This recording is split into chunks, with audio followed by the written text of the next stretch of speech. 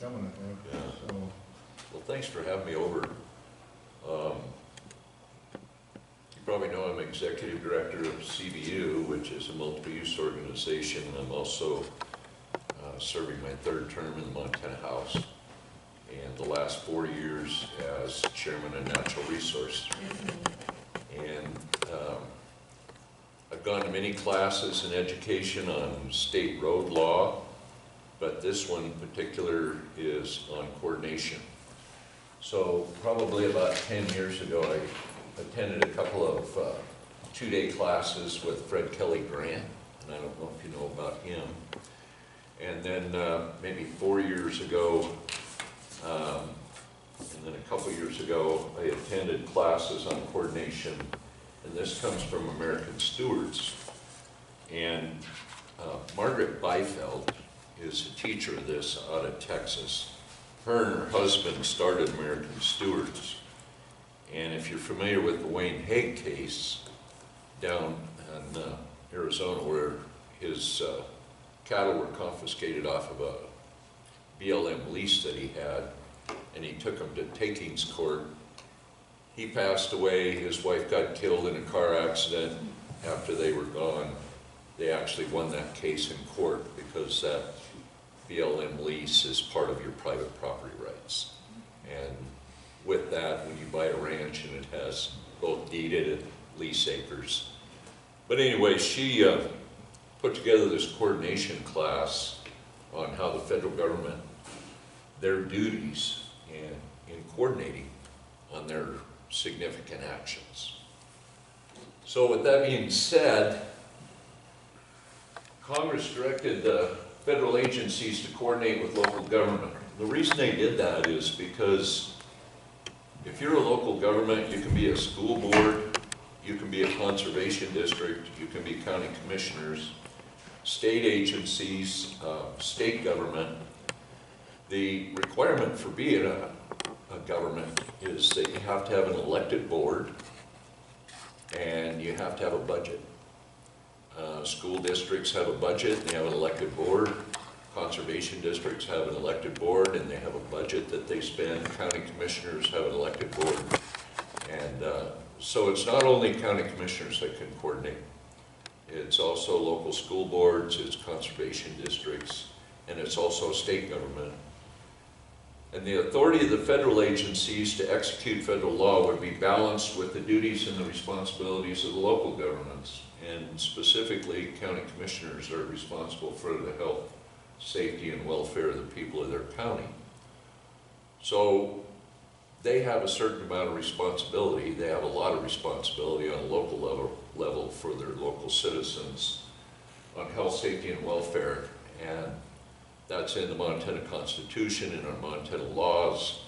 And also the state of Montana is a subdivision of the federal government. The states are a subdivision of the federal government. We are a republic, which means the power comes from the states.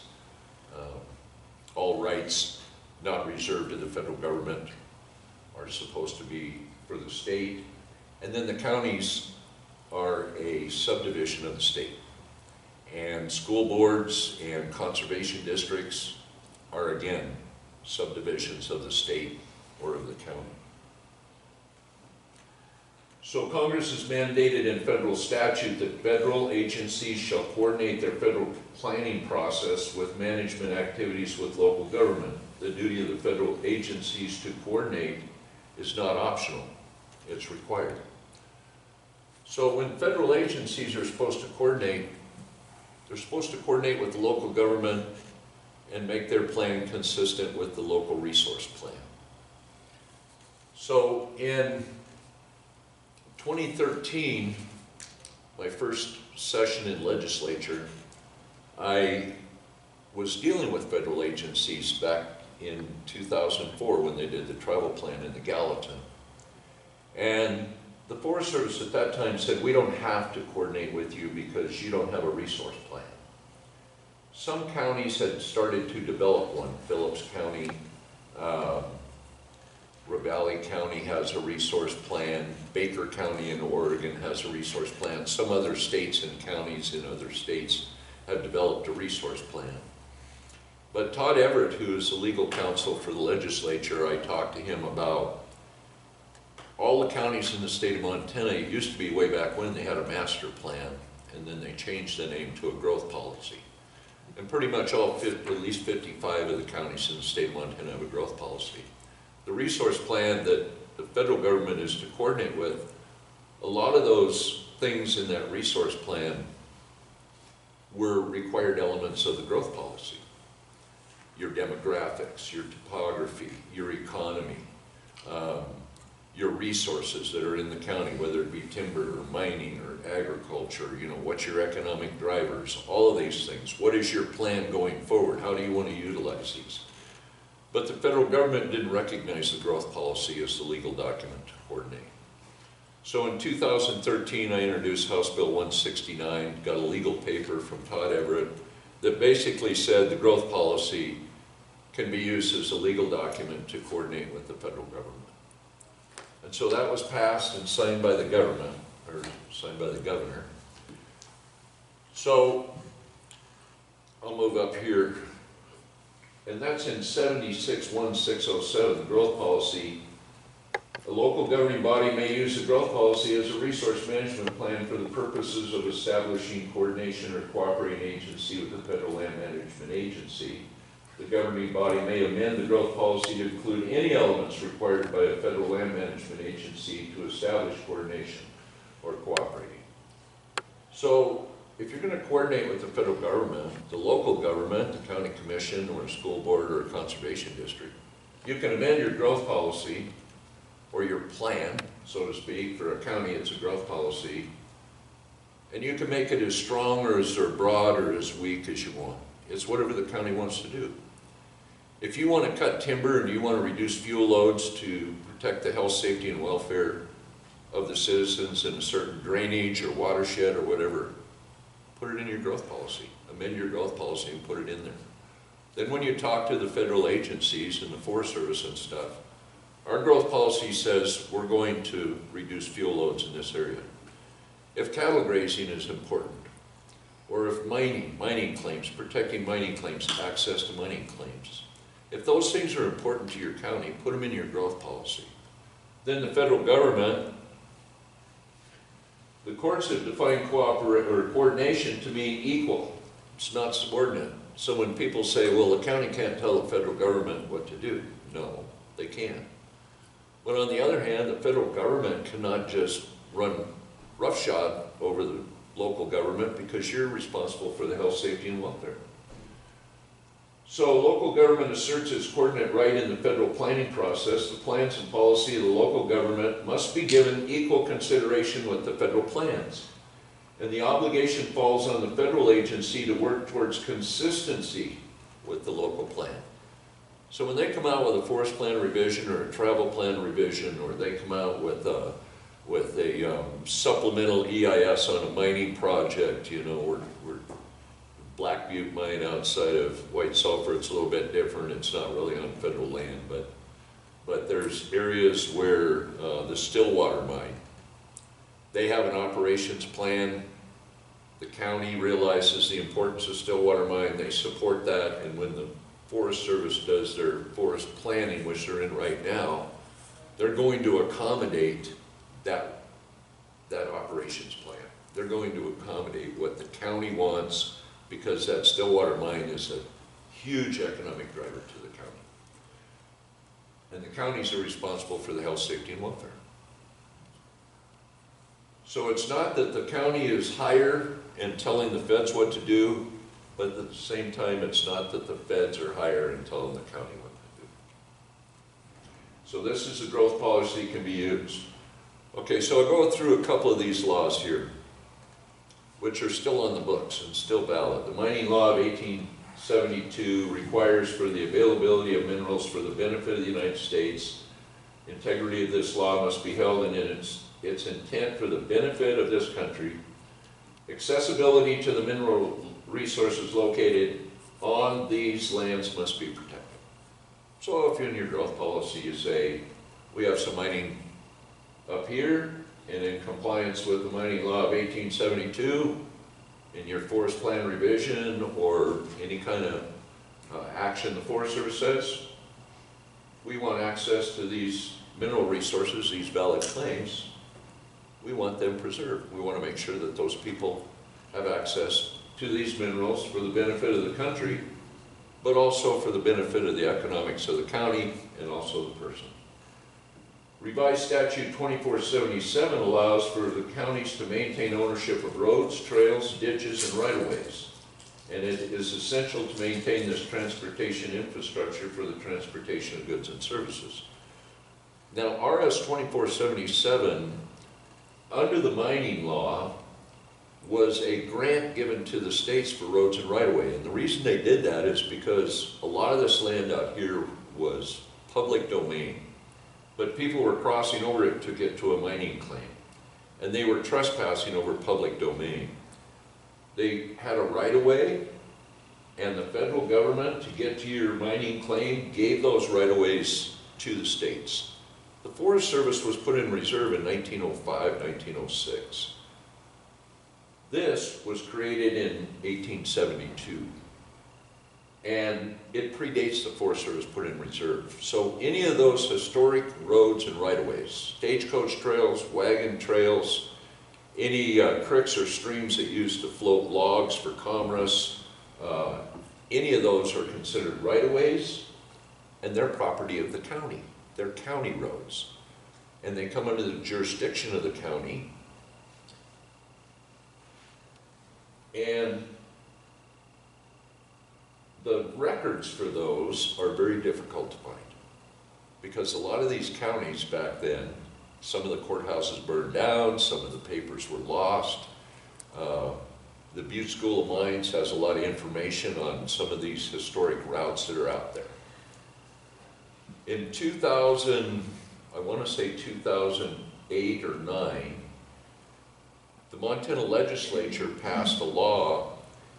Previous to that, the counties had to provide some sort of maintenance on the roads in order to call them a county road. But it became a financial burden on the county. So when that was passed, the county doesn't have to provide any maintenance on a road, and you can still claim it as a county road. You can put up a sign, not maintained, impassable when wet. You don't have to perform some sort of improvement to that road. So it saved the county a lot of money, and it also kept those roads and right-of-ways open for the public to use. And there's been a lot of litigation trying to get access across private property to get to federal land, to Forest Service or BLM. Some landowners come in here and buy land, and they close their property off and they fence it. Is it a prescriptive easement? Is it a petitioned road? Is there have been adverse access? All of that is pretty kind of complicated in road law. But, and then of course we have stream access too, because these streams are considered right-of-ways too. But if you have a road out there that's important for your economics of the county, make sure that that's identified when the Forest Service does any kind of road or trail closure.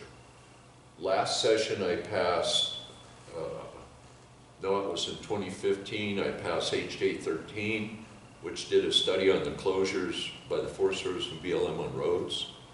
And that study is... what bill was that? That was House Joint Resolution 13 in 2015. I've been getting a lot of calls from people saying they're closing this road, they're closing this road, they're putting a gate on it, they're going out with excavators, they're trenching, they're putting tank traps in, they're ripping out trees and putting them on the ground, you know, blocking the access. So this was just to study how many we've lost since 1995. So since 1995, the Forest Service, just the Forest Service, has closed 21,951 miles of roads. Well, how many of those were RS 2477 roads? How many of those roads are important for firefighting? How many of those roads are important for weed control, search and rescue? How many of those roads go to a mining claim? How many of those roads go and help a grazing permit? How many of those roads were important to the county? The county should identify those roads are important. Even if they've been closed, it doesn't mean in the future you can't get those opened back up. I'm sure if you go up here, you'll find gates. People get closed out.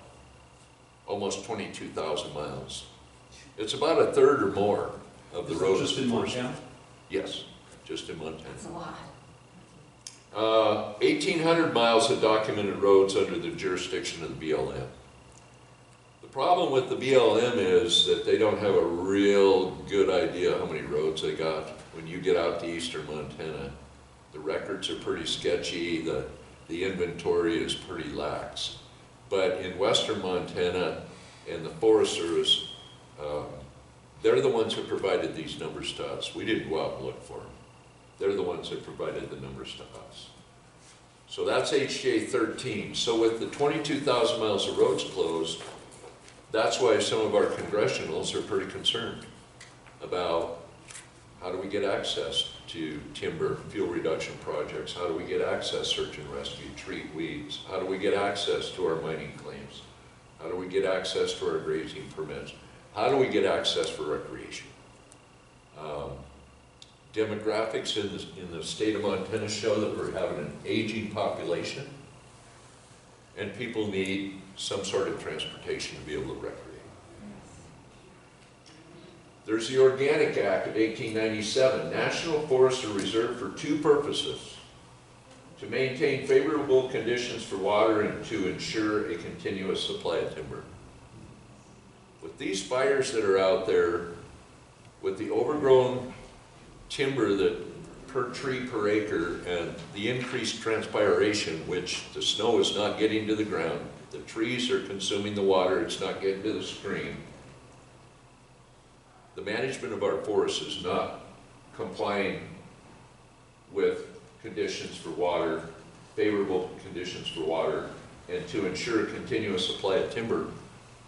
In the last 20, 30 years, we've lost 2/3 of our mills. I mean, we're down to 8 mills. We had 31, maybe 20, 30 years ago. I remember growing up, you go through every small town, there'd be a teepee burner, you know.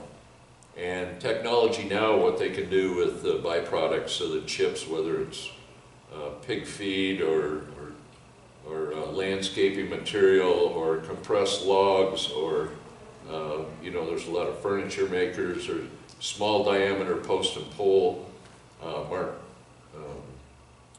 Mark's guys out of south of Helena down there, they have a good post and pole. But our private land and our state land is not able to provide that continuous supply of timber. But under the Organic Act, that's why the National Forest was put in reserve. And it's not all the Forest Service's fault. Litigation from a couple environmental groups, about 70% of the litigation is from 2 environmental groups and 1 attorney group, Earth Justice. They're the ones, they just blocked the North Hebgen project. And I'll tell you a little story about the North Hebgen. They moved the equipment in to do the logging. They got the equipment on site, the judge put an injunction on. They went in to move their equipment out, and somebody had gone in there and cut all the wires on their equipment. They had to bring in a mechanic from Helena to rewire that.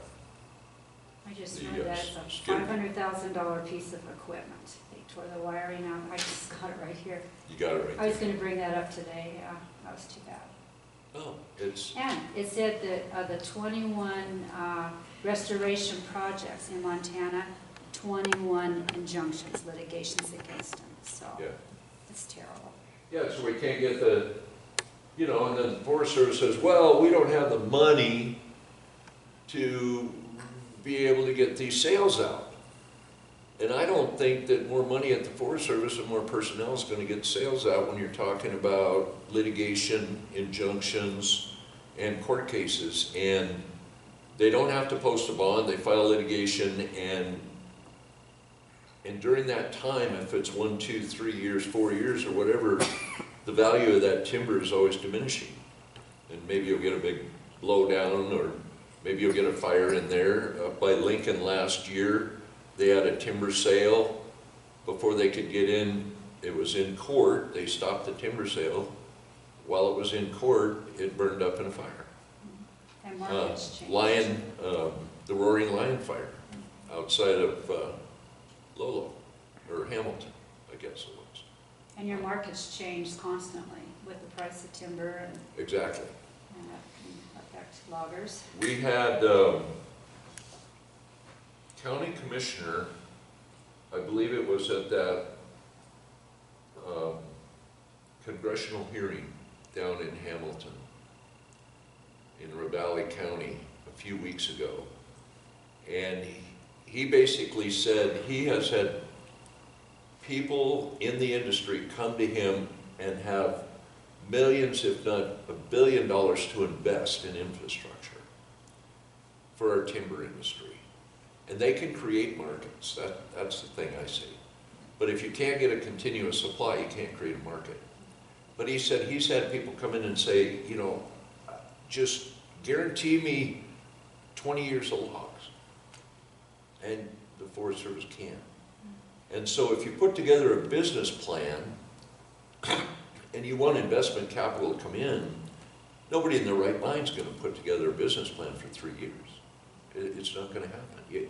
You know, you have to have some sort of assurance that you're going to get a return. So the organic DAC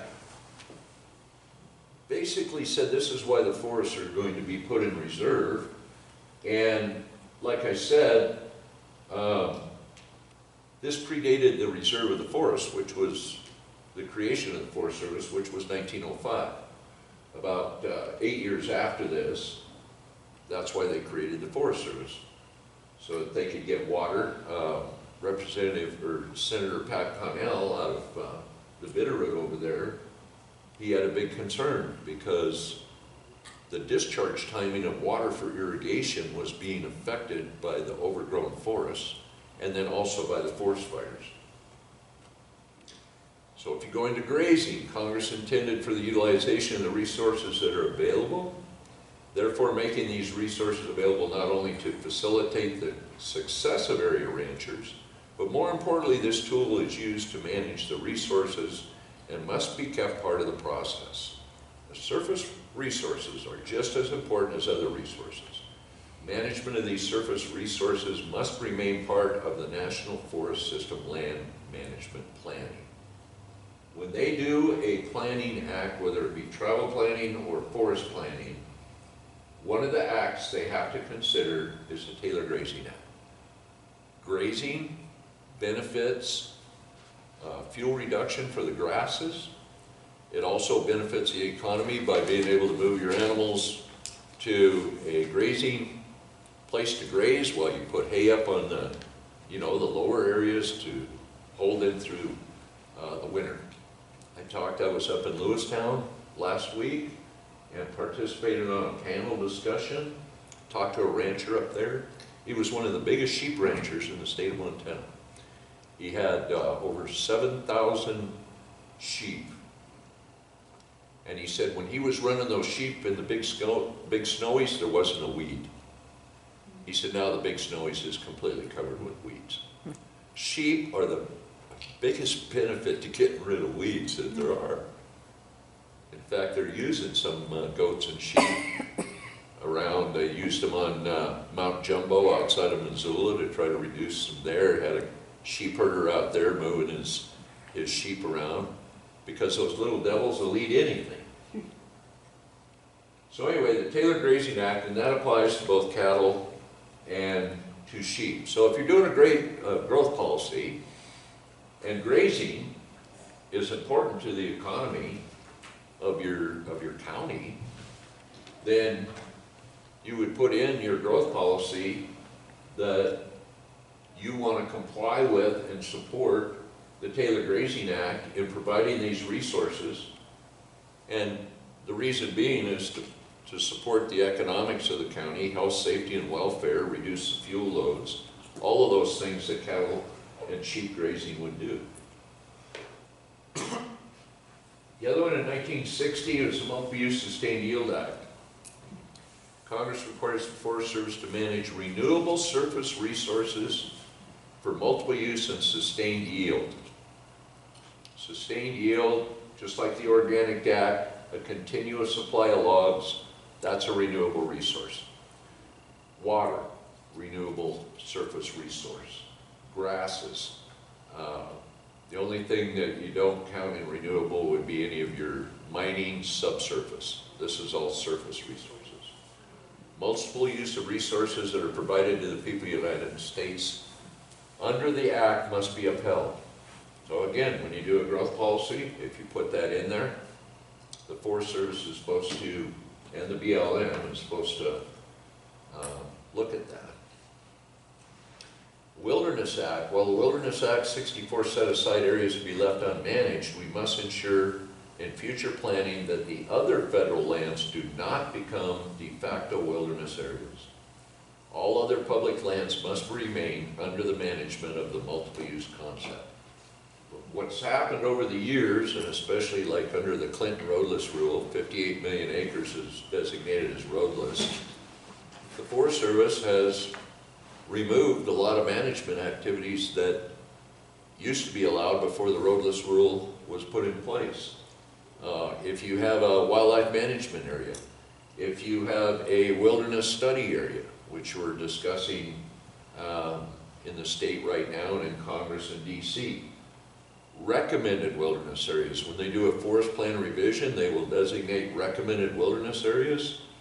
The Forest Service in their plan has said they are going to manage the recommended wilderness areas as wilderness until such time as Congress acts. That's in violation of the Wilderness Act of 1964. Is this language up on the screen, is that right out of the Act of 64? Yes. Okay. Yeah, it would be, if you look at the Wilderness Act of 64, it would be number 5A. This language is in the Wilderness Act.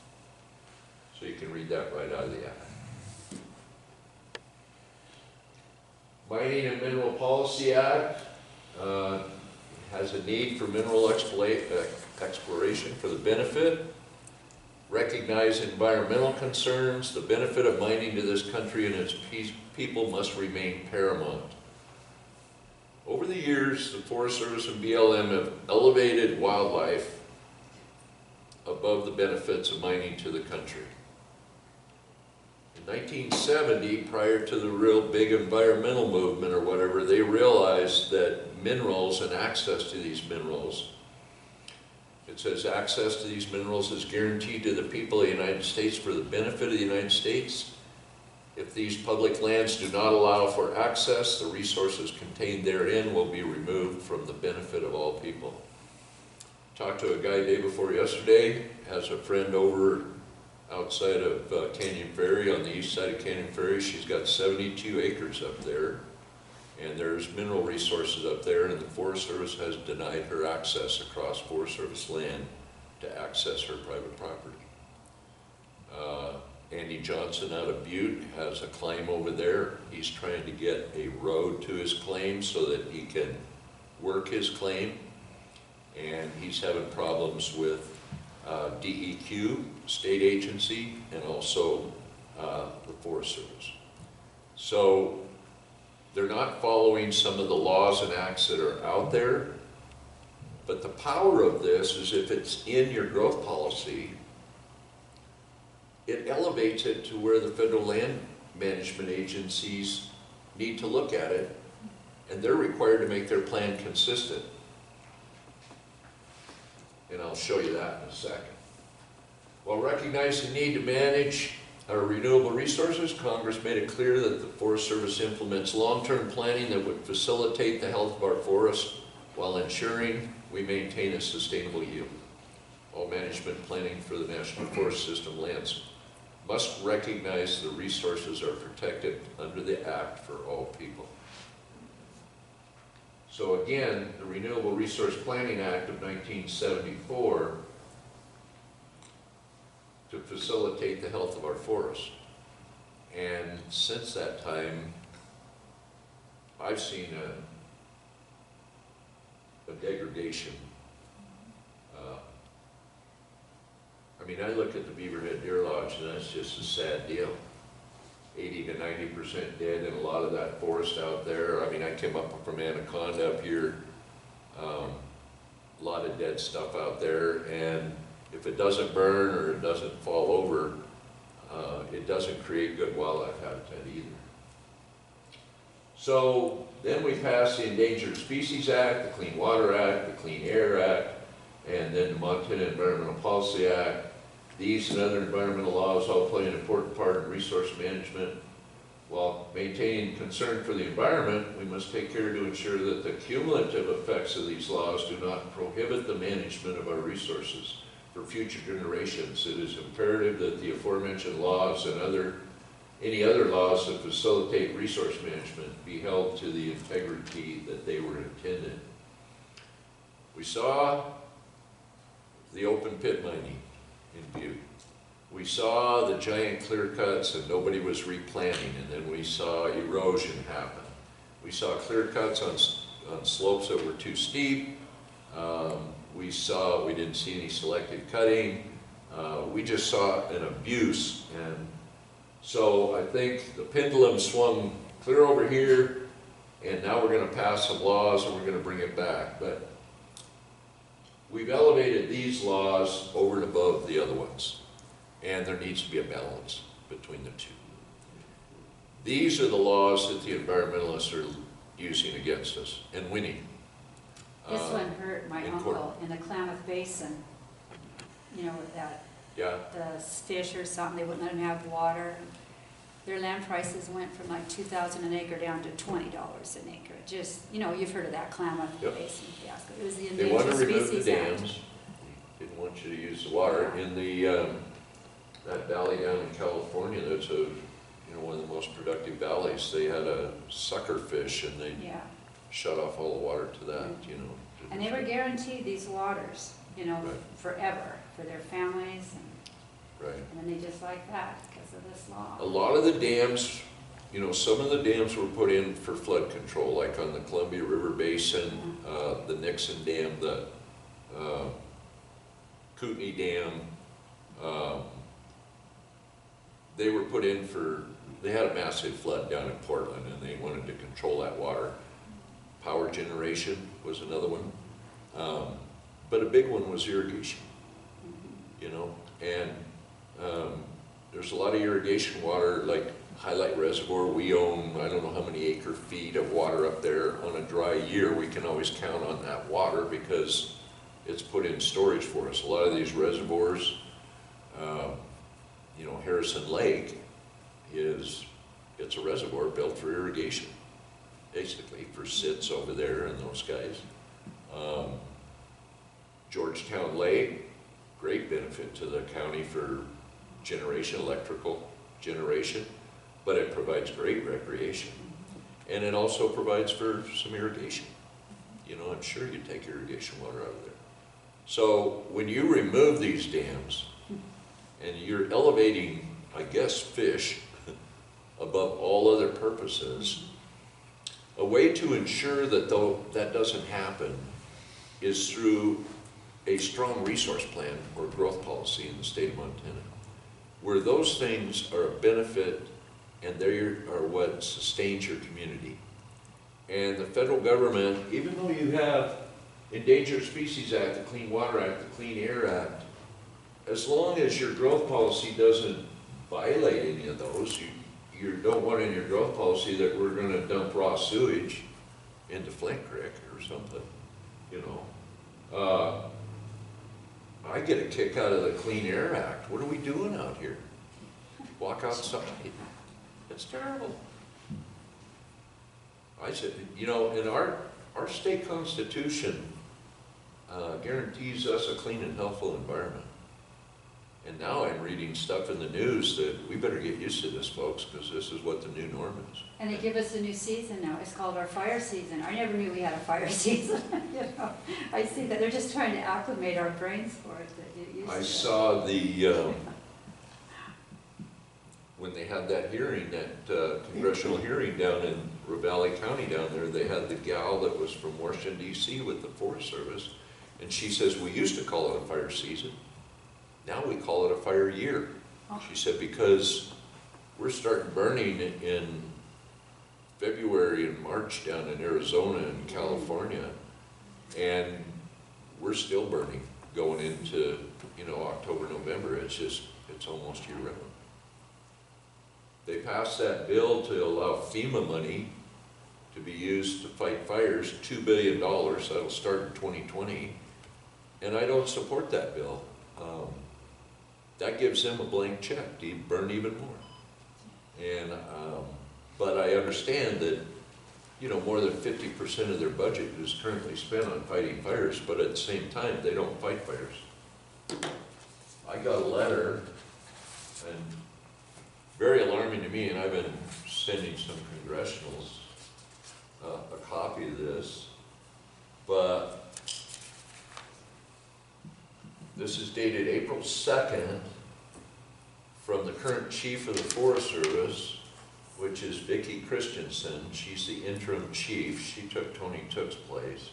This letter was presented to the Environmental Quality Council last month in Helena.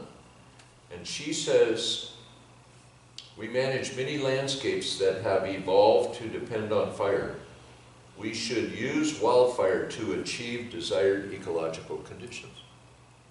Well, they're not going to fight fire if they're using wildfire to achieve the desired conditions. Then she goes on the second page, which really got me. She says, the strategy vision is to safely and effectively extinguish fire when needed. And she took the place of Tony Cook. Yeah.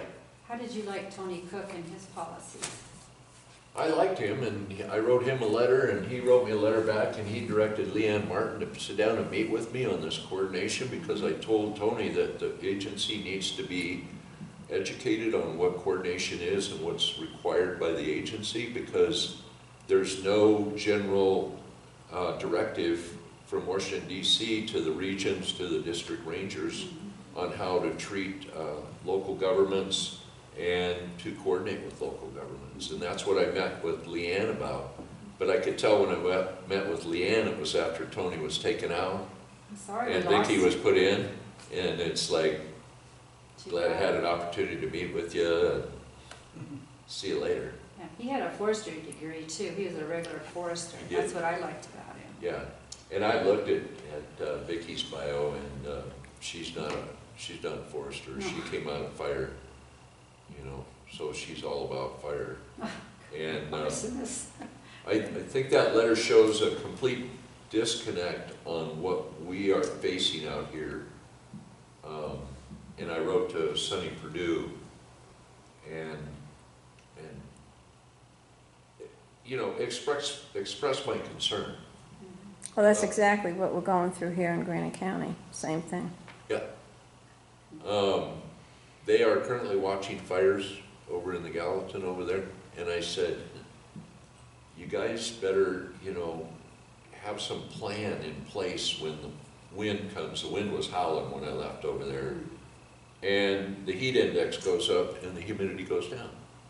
I mean, these guys, in the fires of '88 in the park, many people weren't even alive at that time, but I remember them quite well. When that fire blew up, it had fireballs as big as a house blowing a mile out in front of the fire.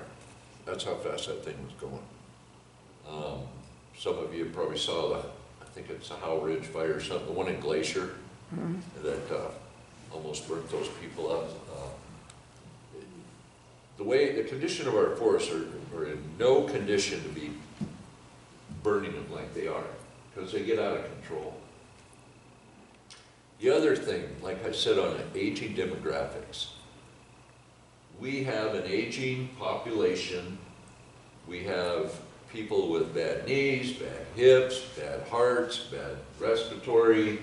We're living longer, but we have more retired in the state of Montana. And consideration of people with disabilities must be integrated in the planning process to ensure that those citizens that wish to enjoy the resources provided by our federally managed lands are made available to them. Now, Granted, the Forest Service and the BLM do not have to comply with the American Disabilities Act and provide handicapped access at every trailhead, at every access point. But every time you close a road, you're blocking off access to somebody that's disabled or physically challenged, to be able to do that. Consideration of disabilities as defined in the Act for the purposes of this document shall include those citizens that are identified. In addition, the planning process shall also include the following groups of citizens for the purpose of this reference: senior citizens and citizens with infant children. That's me and you. Probably all of us. Carrie, I'm sorry. Go ahead. You said that they don't have to comply with the Americans. Does the local government have to comply with? Every government building, county building, has to provide disability access for handicap. And then also you have to provide a bathroom. Now, it's just like the federal government, not every bathroom has to be handicapped, okay? But you have to provide the ability for, not every entrance. You can have a stairway going up, but you need to have at least one entrance so that somebody that's handicapped or disabled can get in there. So that's the government side. Now, if you had a private business or whatever, they may come down on you and say you need to have a handicap access. So. Because what I'm thinking about is we have a fishing access that was put in. The county didn't want it. No one in the county wanted it. And Fish, Wildlife and Park said, tough, you're getting it. And so that we have it. Now you have it. Yep. How's the weeds out there? Well, I heard that it's a little drop-off area for a whole bunch of things. Drug users use it, and it's at the end of the county, so our sheriff department can't really watch it all the time. And our sheriff was dead set against it too, but I guess the federal government Well, I requested from FWP an analysis of all the fishing accesses from Gardner to Big Timber, because there was a deputy captain sheriff in Gallatin County that capsized his boat at the 89 fishing access on the Yellowstone. His wife died, lost his son. Him and his daughter swam to shore. Search and rescue could not launch their boat at the 89 fishing access to try to find the kid that capsized, that was in the boat or whatever. And the deputy sheriff said they'd been complaining to the sheriff for 7 years, or complaining to Fish, Wildlife and Parks on the condition of that boat ramp for 7 years. So I met with Region 3 Supervisor yesterday, Mark Delaray, and he gave me the report. And they don't maintain their fishing sites. And then at the same time, I got an email from FWP that they're buying 161 more acres up on Dome Mountain. And I'm just like, I just don't understand sometimes, your priorities on what you're doing. But anyway, that was a sad deal. They had to go down to Sheep Creek to launch to try to find that kid, and that was over 3 miles away. So they just found him the other day. He was down by Springdale, 15 miles downstream. So yeah, it was a sad deal. So in 1969, you had the National Environmental Policy Act. And this is what facilitated the public process. While recognizing the future need to facilitate participation in the management of public land, this act requires for agencies to facilitate this participation through several different means. You start out on a process in scoping, and that's important because what is the purpose and need of doing the plan? What do you want to achieve? And the county growth policy is an important part of that process because that's what the county's need is laid out. And then the environmental analysis documents. The people of the United States are afforded the opportunity to participate in the decision-making process through public comment. It's imperative that this process remain a viable tool in the future. The NEPA Act is one tool that protects the people from being eliminated from the process. During the meeting here, Zach Porter from the Wilderness Association from Missoula stood up and accused there being no public process in the wilderness study area release. I introduced the bill in legislature. It went into House committee for hearing. It had a floor hearing. It went to a Senate hearing. It went to the Senate floor. It came back to the House with amendments. It was voted on, and the letter was written. All of that was a public process. Most all the counties have held some sort of meeting on the public process. But my point here is, if we take them out of wilderness study, any future management is decided through the National Environmental Policy Act. So there was some discussion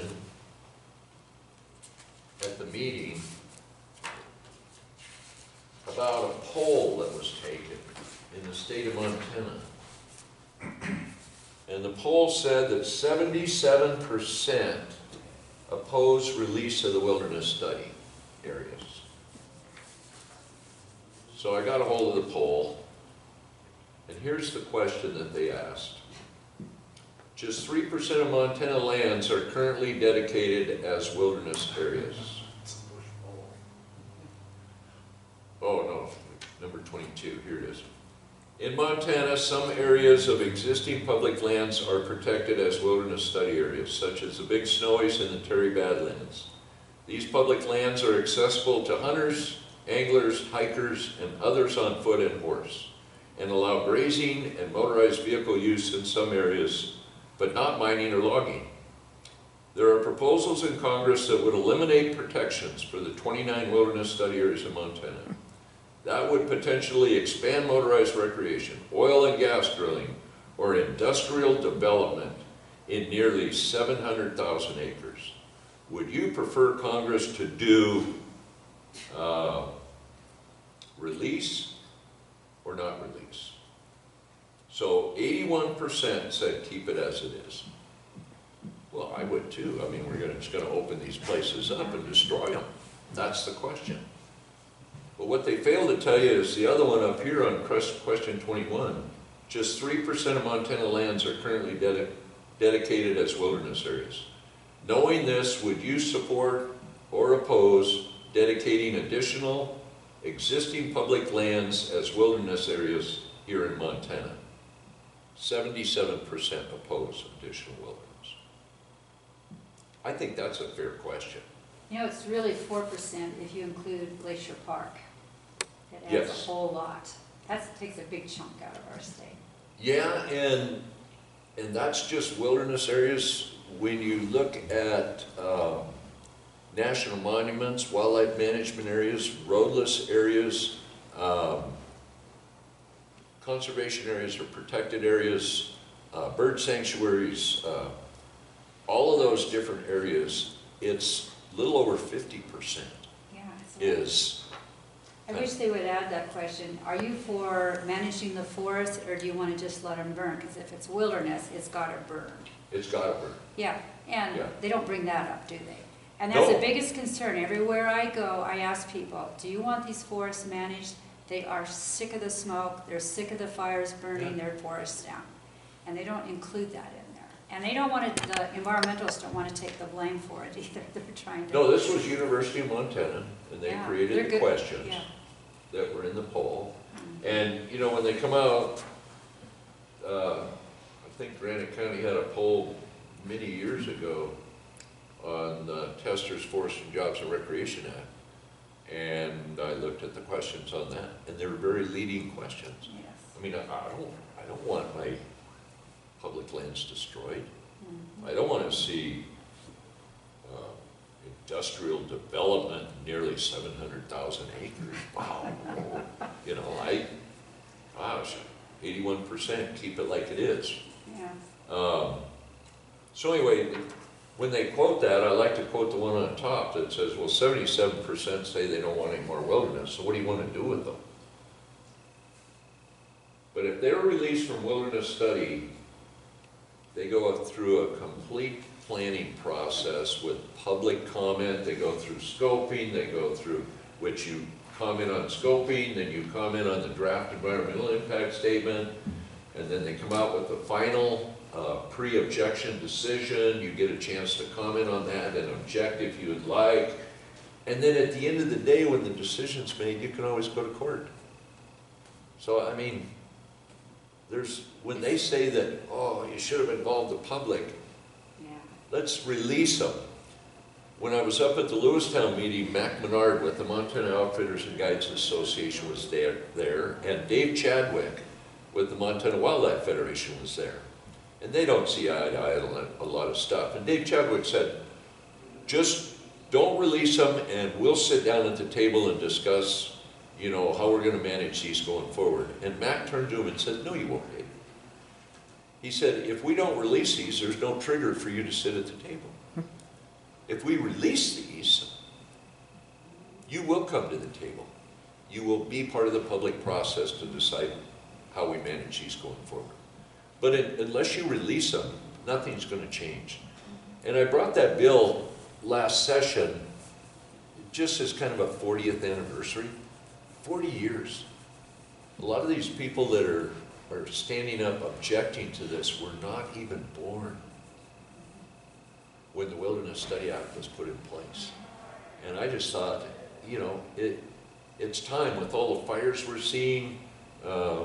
These lands are continuing, like that 22,000 miles of roads closed. Some of that was probably in wilderness study areas, some of it in roadless areas, some of it on multiple use lands. But all of those have been incrementally, you know, the new forest plan in the Gallatin's proposing to close another 150 miles of road. And I'm like, where? You know, we're not going to have anything left, you know. But it's just, we need to reduce sedimentation. We need to reduce the spread of weeds. No, you need to reduce people from going out there to seeing the mismanagement. That's what I think. That's just my opinion. Don't take that. Oh, it's there. I got a question for you. There's Yeah. a bill back that was submitted in 2012. It's the Corridors Act. You know how they want to join one wilderness to another with all this. And Yeah, wildlife corridors. yes, and people will be they're not even elected officials that will control private land and Forest Service land in between. Right. What are you finding on that? Are people for that or against that? Or I would think they'd be against it myself. Well, or regulation. You know, they use the genetics as the argument for that. In other words, if you have an isolated grizzly bear population, there's no way to, you know, diversify the genetics of that without these corridors moving through. But I talked to a biologist many years ago, and they said, these are not wildlife corridors, these are corridors of disease. And so I was talking to Mike Phillips, who works for Ted Turner with the Turner Endangered Species Fund, and he's a senator, he sits on the Environmental Quality Council, and he introduced a bill last session to study chronic wasting disease. And it's very interesting, CWD, it's like mad cow or whatever, and so the Environmental Quality Council is studying that. But I went up to Mike and I said, Mike, what if they find that the cause of CWD is wildlife corridors? Would you then be opposed to wildlife corridors?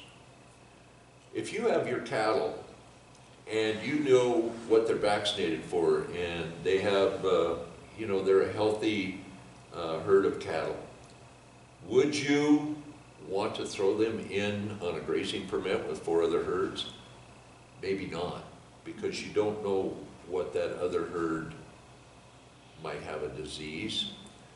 So when we have a population of grizzly bears in the Cabinet Mountains that might be immune to some things up there because of their habitat and where they're from, and then you bring in bears from another area that may not have that immunity or may be carrying a disease that the Cabinet bears might not be, you could wipe out that entire population.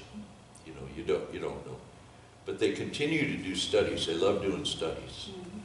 And Phillips County, in their growth policy, they actually passed a resolution, no free roaming bison. in their county without the permission of the county commission. That's good probably, because they do carry brucellosis. Sure. All kinds of stuff. And up there, they depend on cattle. They've got a lot of crop, but they depend on cattle. Their main claim to fame is they say they feed 3 million people and their county only has maybe 8,000 or something. They So, probably do too.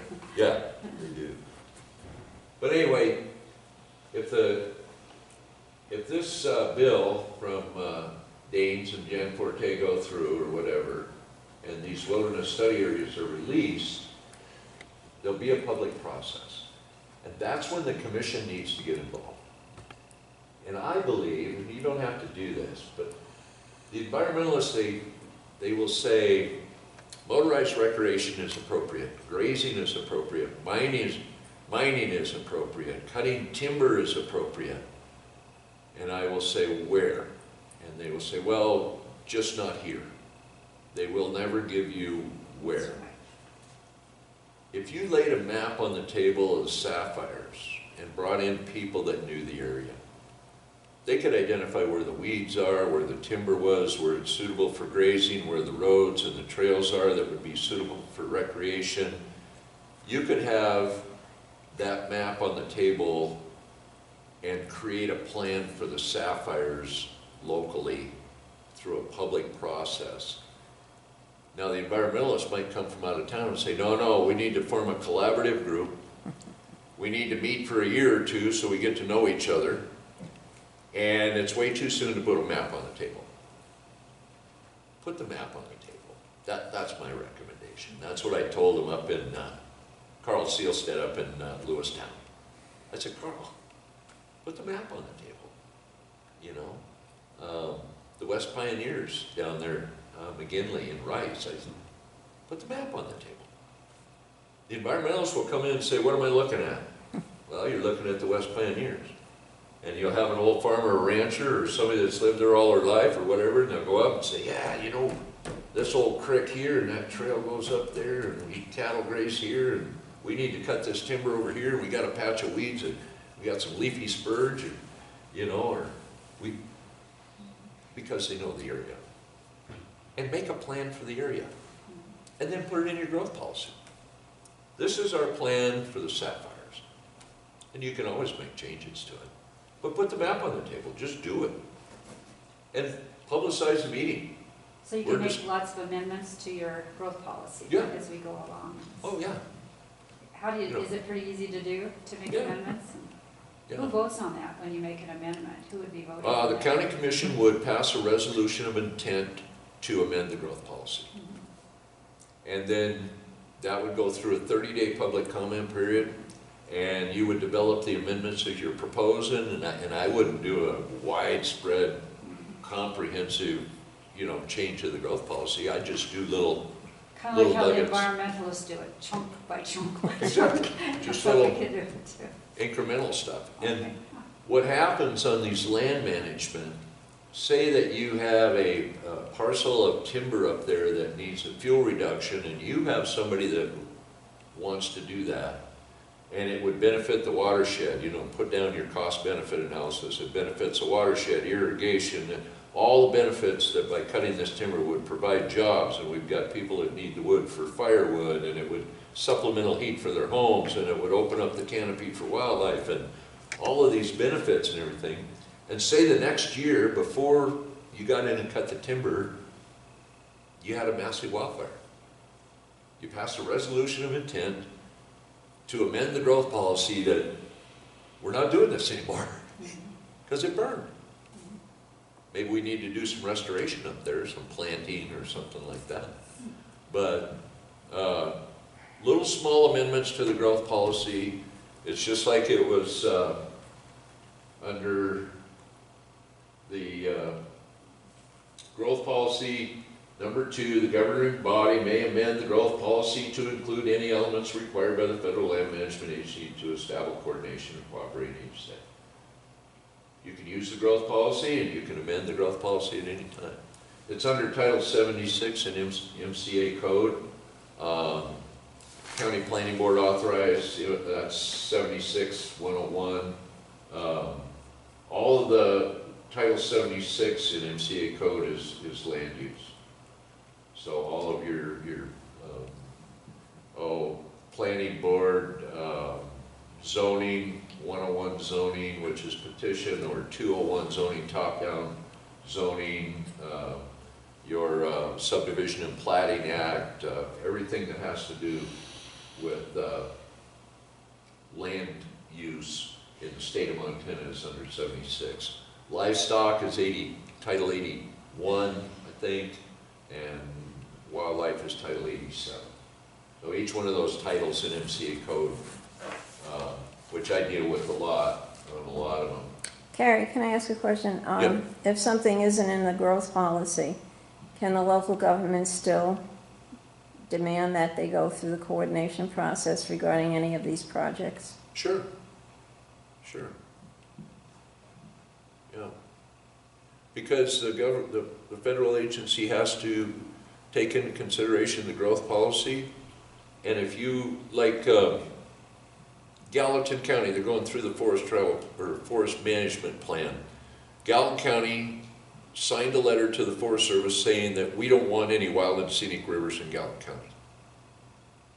Well, wild and scenic rivers is not in their growth policy. They just voted at a meeting, at a public meeting or whatever, that we don't want any wild and scenic rivers because it may affect the ability to harvest timber, because you can't haul commercial timber on a corridor in a wild and scenic river. Or graze cattle in the riparian area. Right, and you can't affect the view shed. So, I mean, you may not be able to do something outside of that half-mile corridor. Wild and scenic doesn't affect just the river, it's a quarter mile on each side. But if it's a scenic wild and scenic river, if one of the outstanding qualities is scenic, it's everything you can see from the corridor. That could eliminate a lot. Yeah, because most of your river corridors are down the bottom and you're looking up at it, some sort of mountain, and so you may not be able to cut timber on that whole, that whole view shed. They would like to make Rock Creek, where I live, a wild and scenic river. But I'll be one of the biggest screamers on the creek. We know people on the Malaheur River in Oregon. They made a lot of wild and scenic rivers out there. Just on one river alone, 25 ranchers had to cease operation because they weren't allowed to graze their cows. They always come in and say, oh, you can graze, but then there's so much regulation, they can't. They can't. These ranchers have been in business 200 years, family, and they had to quit ranching. It's just like wilderness, the 64 Wilderness Act. You can graze in a wilderness area.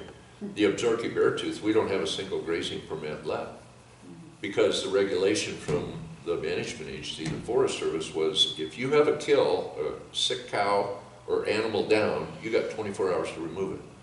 And the guy would go, or the gal would go, I mean, we had sheep and cattle up in there, and say, I can't even get to it in 24 hours riding a horse, let alone get rid of it. Yeah. And the way they got rid of them, because you couldn't get them out of there, is they take in dynamite and just blow them up. So what would happen? They'd lose their grazing permit? Yeah, If they couldn't violation get of in their there. grazing. Just these little regulations, and they put them there to do this. Yeah, they closed some roads in Willow Creek, and it was the road the guy used to salt his cows. So he's got 500 cows up there, and it would take him 2 days on horseback to haul the salt in. Because you only put so many blocks, Oh, yeah. on a They're horse. heavy. Yeah, Like they're 50 heavy. pounds. And, depending on the weather and stuff, cows definitely need salt and protein block at times too, so. So anyway, the NEPA process protects the public process. That's what the federal agencies would have to go through if these lands were released. And the other thing, the five specific WSAs for the Forest Service and the 27 or 22, I think, BLM areas, 5 and 29, 24 BLM areas, all of those areas are supported by the agencies to be released. The Forest Service supports the Sapphires, the West Pioneers, the Judith, the Big Snowies, and what's the fifth one? Can't remember what the fifth one is. But anyway, they support the release of all of these because they do not meet wilderness character to be designated as wilderness. So the agency supports release of them. Okay, so 40 CFR 1502.16c requires that the study, which if the Forest Service is going to do a forest plan, discuss possible conflicts between the proposed action and the objectives of local land use plans, policies, and controls for the area concerned.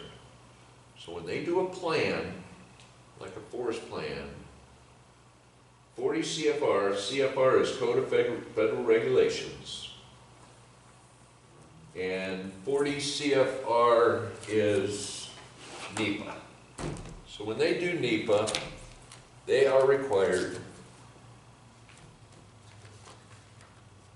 under NEPA, 40 CFR requires that when they do a study, that when they come out with their draft environmental impact statement, it requires that they discuss the possible conflicts between the proposed action and what the local plan has.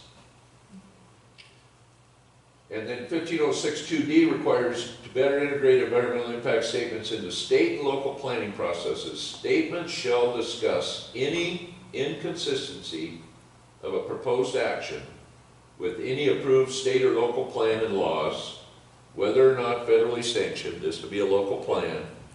Where an inconsistency exists, the statement should describe the extent to which the agency would reconcile its proposed action or plan. So, I have a piece of paper here. Thank you. Yeah. So there's a couple of plans that I've listed on here, and this is right out of their forest plan revision that they did. So, the Helena, Lewis, and Clark just released theirs,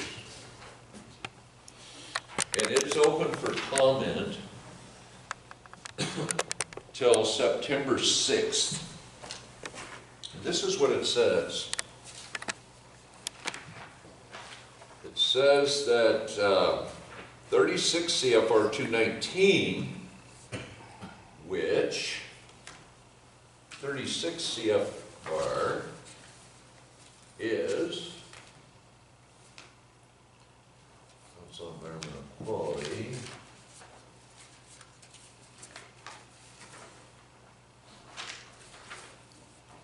Is the 2012 forest planning rule.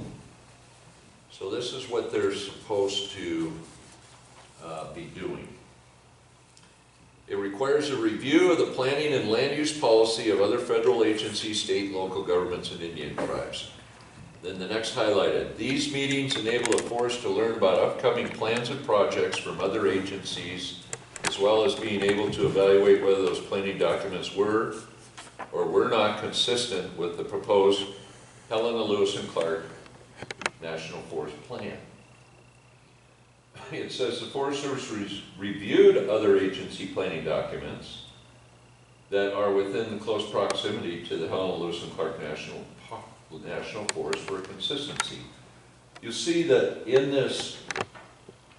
their plan, they are making full acknowledgement that their plan is supposed to be consistent.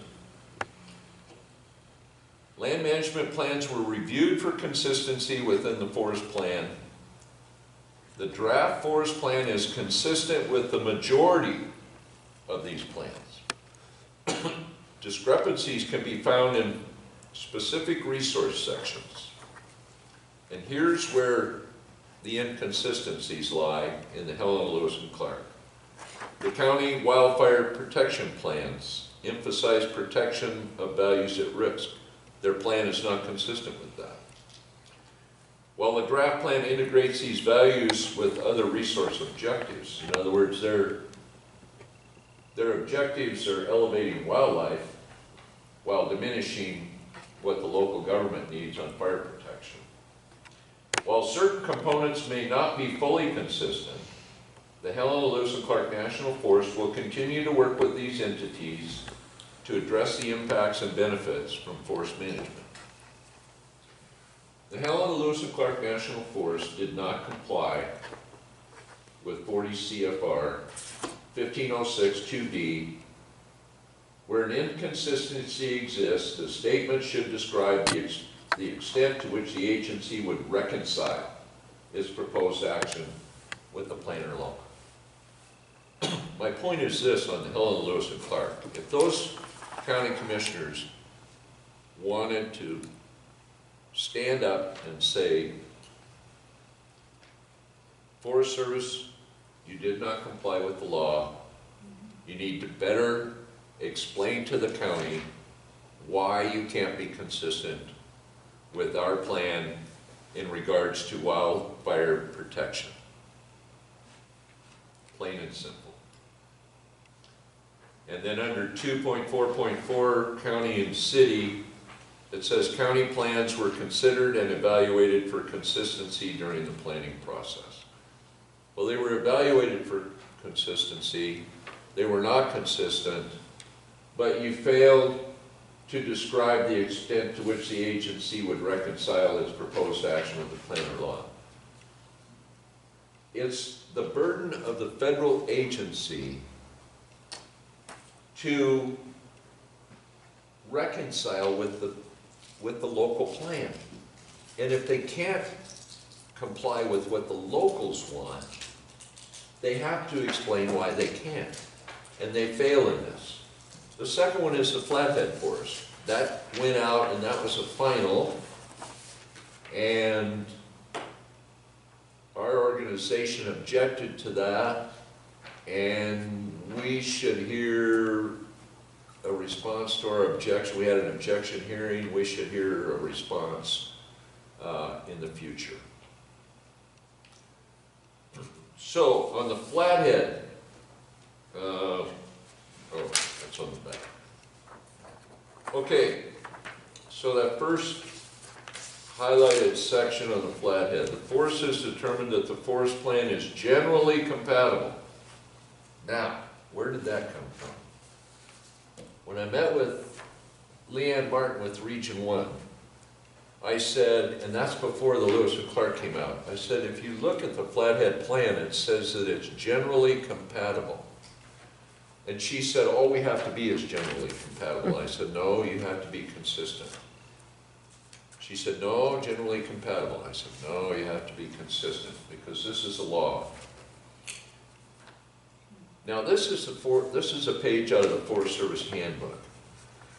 So if you understand state law, the state passes a law and that becomes Montana Code annotated. And then the agency is directed to develop rules, administrative rules, which are ARMs, to implement the law that was passed. This is out of the Forest Service Handbook 1909.12 Land Management Planning Handbook. This is the same as an administrative rule created by state government. This is a federal agency. They create rules to implement code. And out of there, they have coordination with other planning efforts, shall coordinate, but they don't say anything about consistency. For plan development, the responsible official shall review the planning and use policies and federal or of state and local governments and Indian tribes. The objectives of federally recognized Indian tribes, Alaska Native corporations, other federal agencies, and state and local governments as expressed in their plans and policies. It says the review shall include consideration of those. And then under little I it says the compatibility and interrelated impact of these plans and policies. So the Flathead took the Forest Service handbook and ignored the law. And they made theirs, what they are saying is that the forest plan is generally compatible. Meaning the Forest Service Handbook, which is the Forest Region 1, is told me that's all I need to do. And in talking to Tony Took, who directed me to talk to her, and I explained to her, and after our conversation, she said the Forest Service needs to do a better job in describing the extent to which the agency would reconcile a proposed action. I said, great. I think we're all on the same page here, because that's what the law says that you have to do. That was the Flathead when they said generally compatible. After I met with her, they released the hell out of Lewis and Clark. They still haven't complied with the law. So I gotta meet with her again. But anyway, when they did the Flathead, generally compatible with Flathead, Missoula, Lake, Lincoln County growth policies. They are recognizing the growth policy as a legal document to look at. So the growth policy, when I passed that in 2013 to use the growth policy, the Forest Service recognized that. That's a legal document. Specifically, the natural resource components, certain goals and objectives related to forest management, recommended wilderness, fire and fuels management, recreation, and roads are not fully compatible with the growth policy. So what are they going to do? The forest is committed to working with the counties to address the impacts and benefits from forest management of the forest. Basically, they're saying the same thing as they just said in the Lewis and Clark. They said that back then, and the Lewis and Clark just kind of copied a page out of the Flathead. So my point is, it's up to the counties to make sure when they come out with a plan or proposal that you hold their feet to the fire and say, listen, we're doing this for the health, safety, and welfare of the people in our community, and you need to comply with 40 Code Federal Regulations 1506.2D. It requires, it says you shall. It doesn't say you may. Where an inconsistency exists, the statement should describe the extent to which the agency would reconcile its proposed action with the plan or law. The Forest Service is required to tell you how they're going to fix their plan to comply with the local plan. That's why the local plan is so powerful. You can make it as powerful as you want, you can make it as broad as you want. The more specific you make it, the more power it has. If you don't want the federal government to be consistent, that's up to the county. You know, it's up to the commission, it's up to the people in the county. But you have the ability to do it. Can you go back to that for a minute? Yeah. Because the way that I could read that is that it's up to the agency to describe the extent to which they'll reconcile its proposed action. What if they say, well, we don't want to go to any extent to reconcile our action? They could say that. They could say that. So then where does that put us?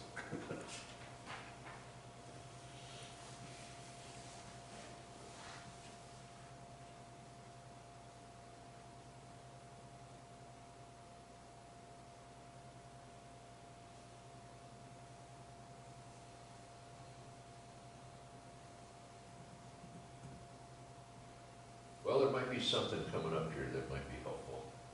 Okay. This is 40 CFR 1506.2.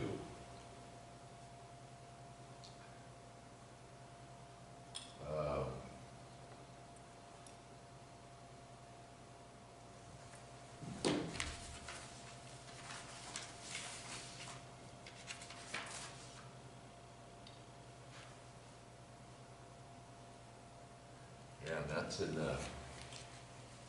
I see how you're reading that.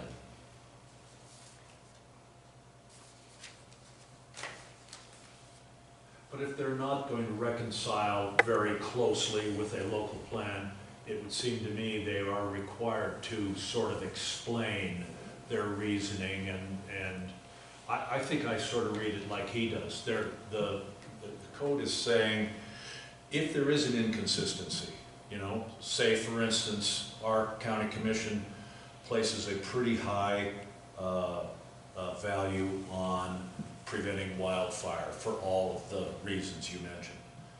And the forest is more along the lines of, as you said, well, you know, we're going to kind of watch these fires, and fire is a very valuable management tool, and blah, blah, blah, blah, blah. So there would be an inconsistency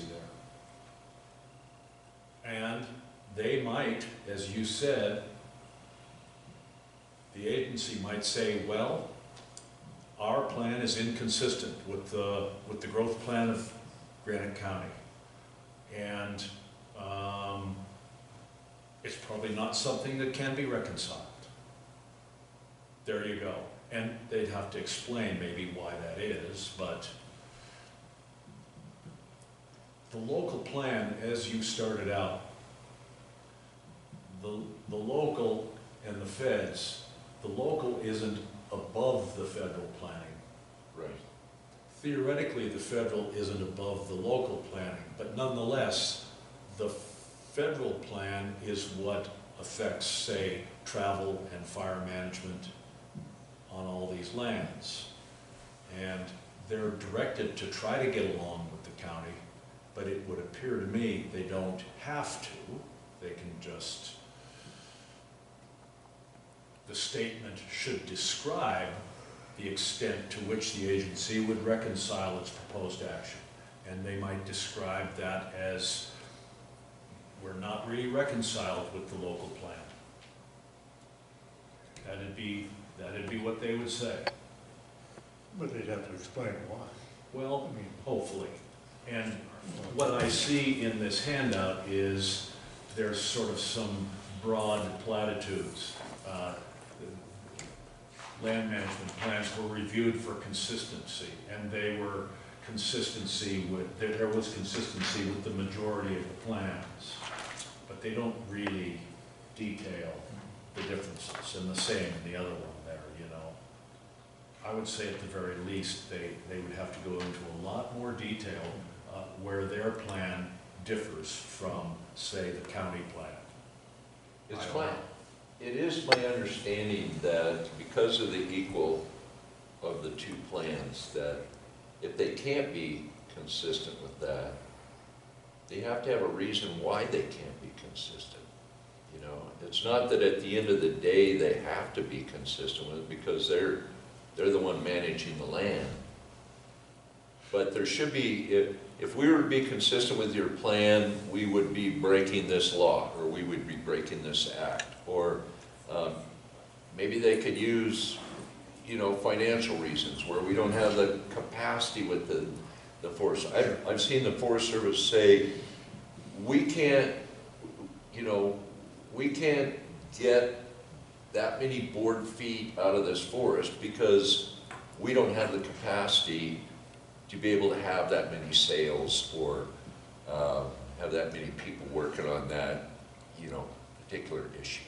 Sure. So it's my understanding that if there is an inconsistency, you know, I understand what you're saying to the extent to which the agency would reconcile or wouldn't reconcile, you know.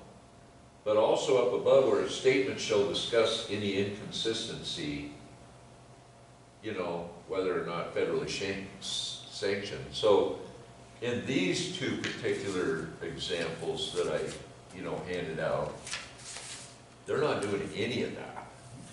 You know, they basically say, well, we're committed to working with the counties, you know, in the future. Well, what does that mean? You know, so they don't describe what, they describe what they are. I mean, it doesn't, we're not matching your objectives to forest management, to fire and fuels management, or recreation, or roads aren't fully compatible with the growth policy. So the areas in which, but not to the extent of, you know, what does the county want on fire and fuels management in regards to what the federals are saying? You know, they're not describing the difference between the two. And it's my understanding that the argument could be made is the county could say, well, you're not gonna reconcile yours completely. I think the question could be asked, well, why?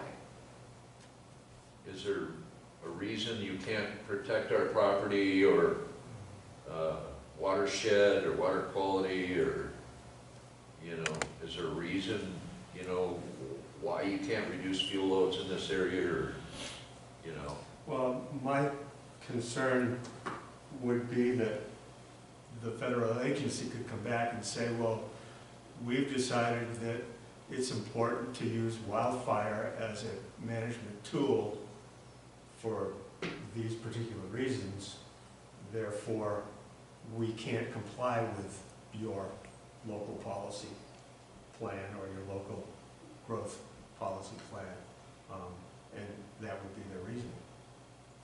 Well, I think too that because of the recent developments that Purdue and Zinke were actually in California saying to those guys, you know, they said, well, we want a FEMA money in a disaster declaration down here, and we need some firefighting money to fight these fires. I think the statement out of both of them was, we'll give you money, but you got to start cutting trees. So I think it's the directive right now, I think of the agency, the sense of the agency coming out of the Vicki Christensen, the interim chief, is that we need to put fire back on the landscape and we need to achieve our goals through fire. That's theirs. And if the county is, we need to achieve our goals through, you know, fuel reduction, mechanical treatment, you know, different aspect, I think a discussion should arise as to how can we make those two plans consistent as possible with each other, because we got a definite disconnect here. And I think the argument could be made is, what's the cost of fire? What are the aftermath of fire? You know, whether it's pollution, what's the, during the fire, air pollution, I mean, what are the consequences and the, you know, the effects, the adverse effects of fire? And what would be the benefit of doing, you know, mechanical fuel treatments or active management or commercial log sales, or, you know, I think that this initiates a discussion where currently I don't think there's much of a discussion between counties and feds on land management stuff. And I think if they understood the coordination, which this one, this is 40 CFR, if I go back, I think, see, that's equal, and, you know, that's what the courts have said, that it's equal, not subordinate. So, Well, the next statement up, or the sentence up there says, statement shall discuss any inconsistency of a proposed action with any approved state or local plan law. So it shall discuss, and then it says where, so that's not, they're not discussing that. Where an inconsistency exists, the statement should describe the extent. So it should, up there it says shall, down here it says should, but shall, I think, takes precedence over the should. You see what I'm saying? So they shall discuss it. So they've got to sit there and write down why they're not complying. And then it should. Which they did not do in here. They just Yeah, said, they can- oh, we're most of the way there, and aren't we all? right. I think in these two forest plans particularly, they didn't do this, you know. And statement shall discuss, you know, the statement, to me in there, the statement in the forest plan should discuss the inconsistency of the statement an approved plan. And I don't think that these went far enough. And then where there's an inconsistency like these, it actually says they're inconsistent with these. Statement should describe the extent to which the agency would reconcile. So with going with what you're saying, the final statement is, Forest is committed to working with the counties to address the impacts. That's the extent to which they're willing to react to what the local plan is. My thought is that because one is not subordinate to the other, a question from the county would be, why is our plan not better than yours or sufficient, or why are you determining that your plan is the one you're going to use and that's what you not tell the ours? judge when you sued the Forest Service for managing too much with fire and not managing enough with other methods. That's what you'd tell the judge. You'd say, Yeah. according to statute, we're equal with them. Right. Because that's what it said in that previous deal. That's what coordination is. It defines the local agencies as not being subordinate in this process. So if the Forest Service just runs roughshod over the county, you know, might have to, if it was important enough, might have to do what Mike Garrity would do. What would Mike do? Mike would sue. Philip Mike would say. Well, and also, if you look at the very first line here, to better integrate the impact statements, that's the federal impact statements, into state and local planning process. So what you're trying to do is integrate what that federal plan is into your local plan. And if they ignore the local plan, it doesn't seem to me like they're trying to integrate anything that they're doing into what the county is responsible for, that health, safety, and welfare aspect. I'd like to know, why is there such a disconnect between the Forest Service and the way they want to manage the forest and people that know how it should be done? You know, they aren't foresters anymore in our Forest Service. Right. That's why we have so much problem with them. They're biologists, they're environmentalists. The federal agencies have learned to manage by threat of litigation. So when they do a 1,500-page draft environmental impact statement and then another 1,500-page environmental impact statement, you got 3,000 pages. About 80% of that or better is devoted to wildlife, whether it be lynx, wolverine, bull trout, elk cover habitat, you know, any kind of threatened or sensitive species that are out there, and then they use indicator species. And so in order to create those documents, they've overloaded themselves with biologists. They've reduced their grazing specialists, they've reduced their timber specialists, because they're not timber anymore. They're not focused on grazing or mining because it's litigated. We need to redo the whole Forest Service. I hope President Trump will start seeing that and start making some big changes, getting back to our forest rangers with a 5-year degree in forest management. Then we won't have to worry so much about stuff like this. Well, Governor Bullock had about 4 million acres at risk of catastrophic event and designated that at-risk forest.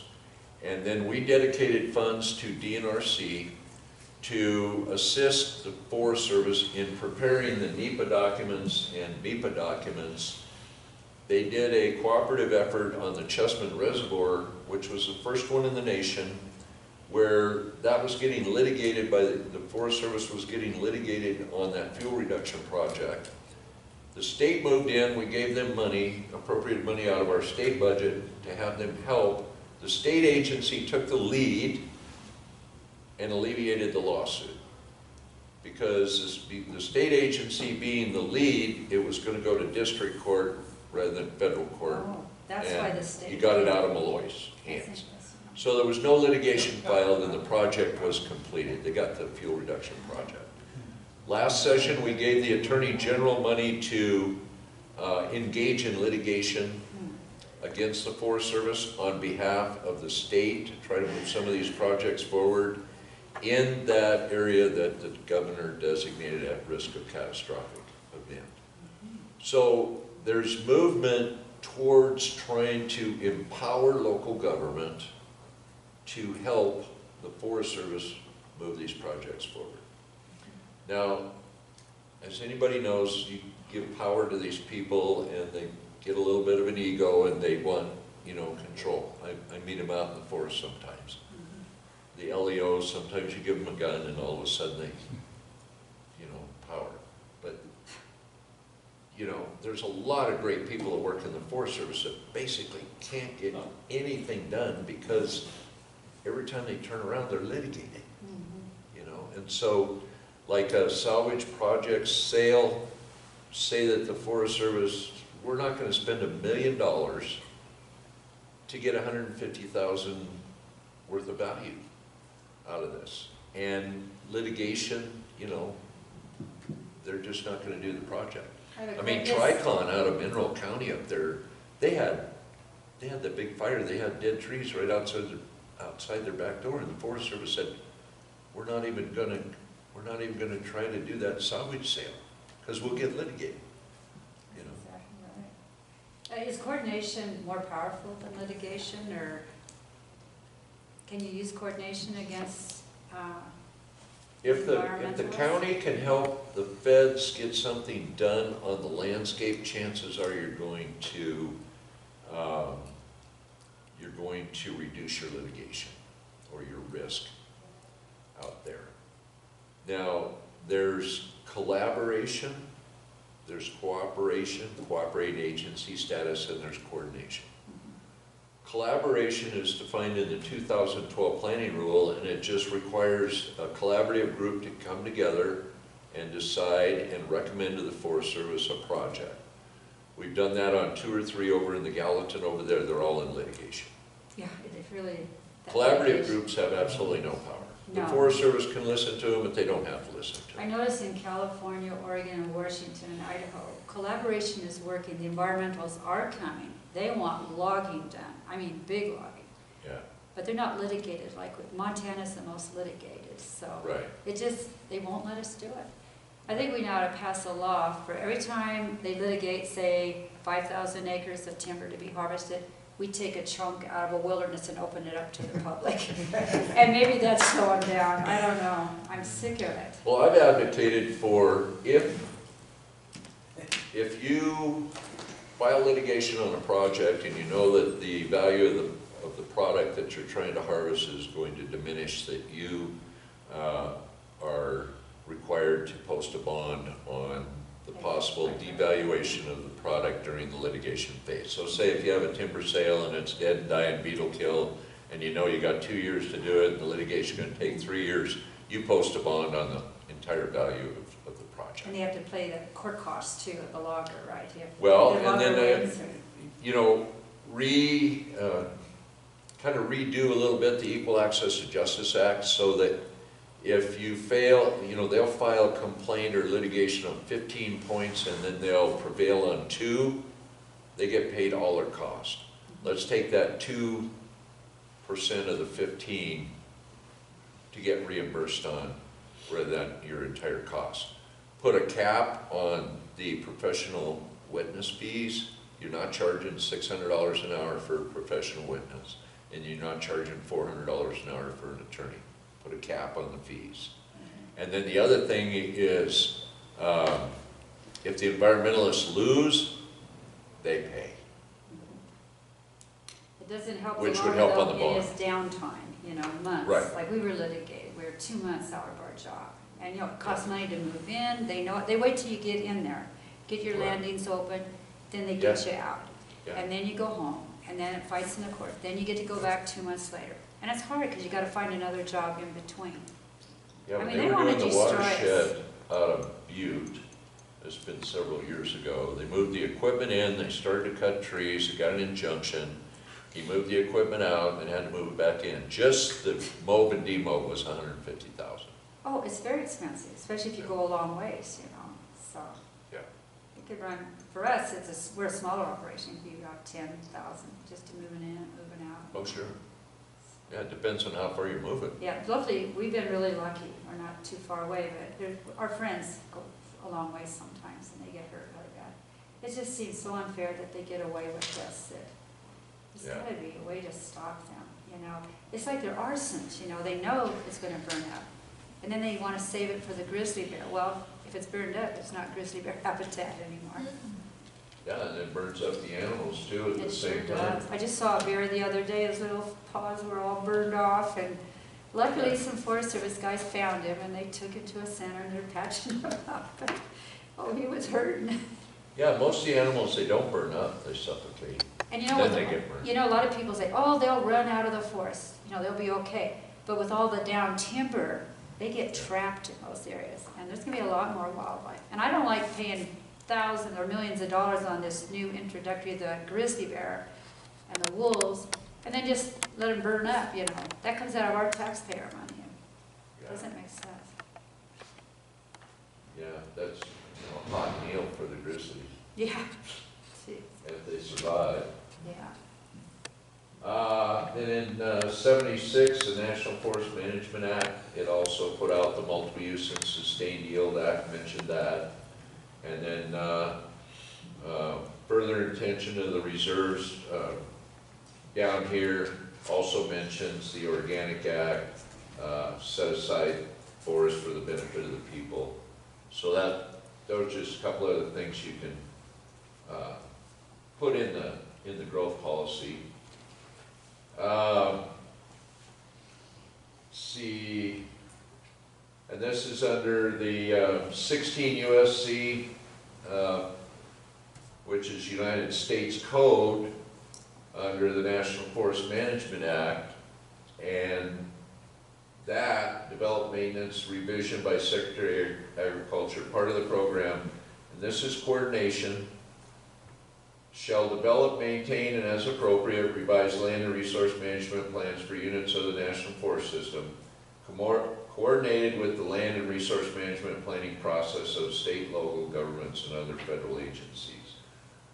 So my point here is that coordination is in many different, it's required in many different places in federal code. 36 CFR 21253, this is the 2012 forest planning rule that they must follow. This is the rules that are developed and then put into code. Coordination with federal, state, county, and other local governmental entities. The responsible official shall coordinate with appropriate local government entities when designing forest system roads and trails and areas on forest system lands to this subpart. And this is FLIPMA, which is Federal Land Management Policy Act. This act managed under this clear the intent of the lands controlled by the United States to be managed for the benefit of the people, further defines the need to ensure that the resources on public lands are to benefit all the people of the United States. So it just basically, coordination is in so many places in federal law that the federal government needs to coordinate with the local government. And I've been working to try to get some national direction, some national education within the Forest Service, and direction for them to engage with the local governments, because they absolutely ignore the local governments in many ways when they're Kerry, I got a question that goes back to something you said almost right when you were starting. In these wilderness study areas, can you still locate a mining claim in there, or have the lands been withdrawn from mineral entry?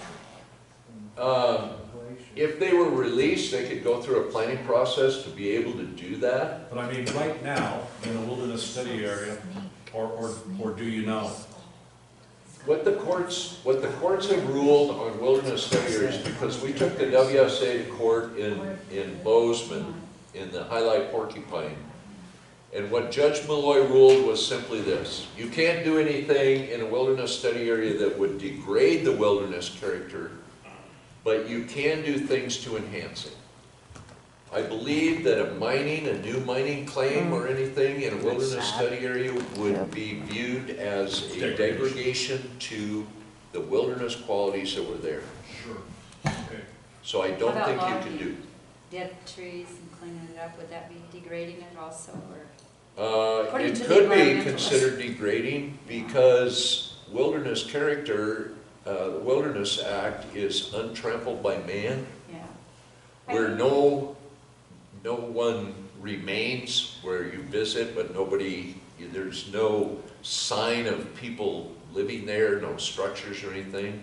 So when they look at recommended wilderness areas in forest plans, they can actually recommend an area that had a timber cut in it, as long as that timber cut doesn't look like it was cut recently. In other words, if it's grown up. So if you were to propose a fuel reduction project in a wilderness study area, probably not, because that could be perceived as degrading the wilderness character. You know, there's so much wealth lost in our timber. And I read it was a deal about why the Forest Service can make money, or it can't, versus the state. Now you answer that question, because the state doesn't get litigated. They handle theirs right in local courts. Right. Now I understand it. I was wondering why that was, but Europe looks at us and sees how we waste and burn up our forests. They said they go and cry, they can't believe it. All the biofuels, it's like billions of dollars. I have a friend from Germany came over here and he said, "You should be ashamed." I said, "What I about?" know. He says, "The way you treat your public land." Yeah, people don't realize the wealth that's out there. And the Forest Service could be making money, you know, for our They were government. a receipt one agency. time. They were completely Yeah. funded by what they provided, whether it was money for grazing leases or timber receipts and stuff. And counties, the PILT funds yeah. right now to counties are right around 13 cents on the dollar what they could receive if they were actually Schools to. did well, they Yep. got money, and it's just a Yeah. shame. You know, I'm from a logging family, so I know the wealth that's being lost out there. People just don't even think about that, you know, it's just. But, you know, it goes back to the economy, the public safety, the well-being of the county, Yep. and the local government are elected officials, and they're looking out for the people of the county. And they're dealing with non-elected government agencies. So why should they be above the local elected agencies? You mean And like Fred the- Kelly Grant, back east, Yeah. basically in a township, the federal government decided this is what they were going to do. Fred Kelly Grant was involved with suing them. It didn't go to court, but the lawsuit said they did not follow the coordination process, Right. and therefore it stopped them dead in their tracks. Yeah. And I think that's what has to be understood. We've got the 10th Amendment to the Constitution. You know, and That's where the coordination, you know, you're not telling the federal government what you gotta do, okay? But at the same hand, the federal government is not telling you what you gotta Right. do. And that's what makes it equal. It should be a partnership, okay? well, I don't think I like a partnership kind of thing. It's Well- state sovereignty over the federal government, and we've got the Montana Constitution as well as the U.S. Constitution, which limits the federal government what they can and can't do. Well, now they're going beyond that. I know. And it's about time the states say enough is enough.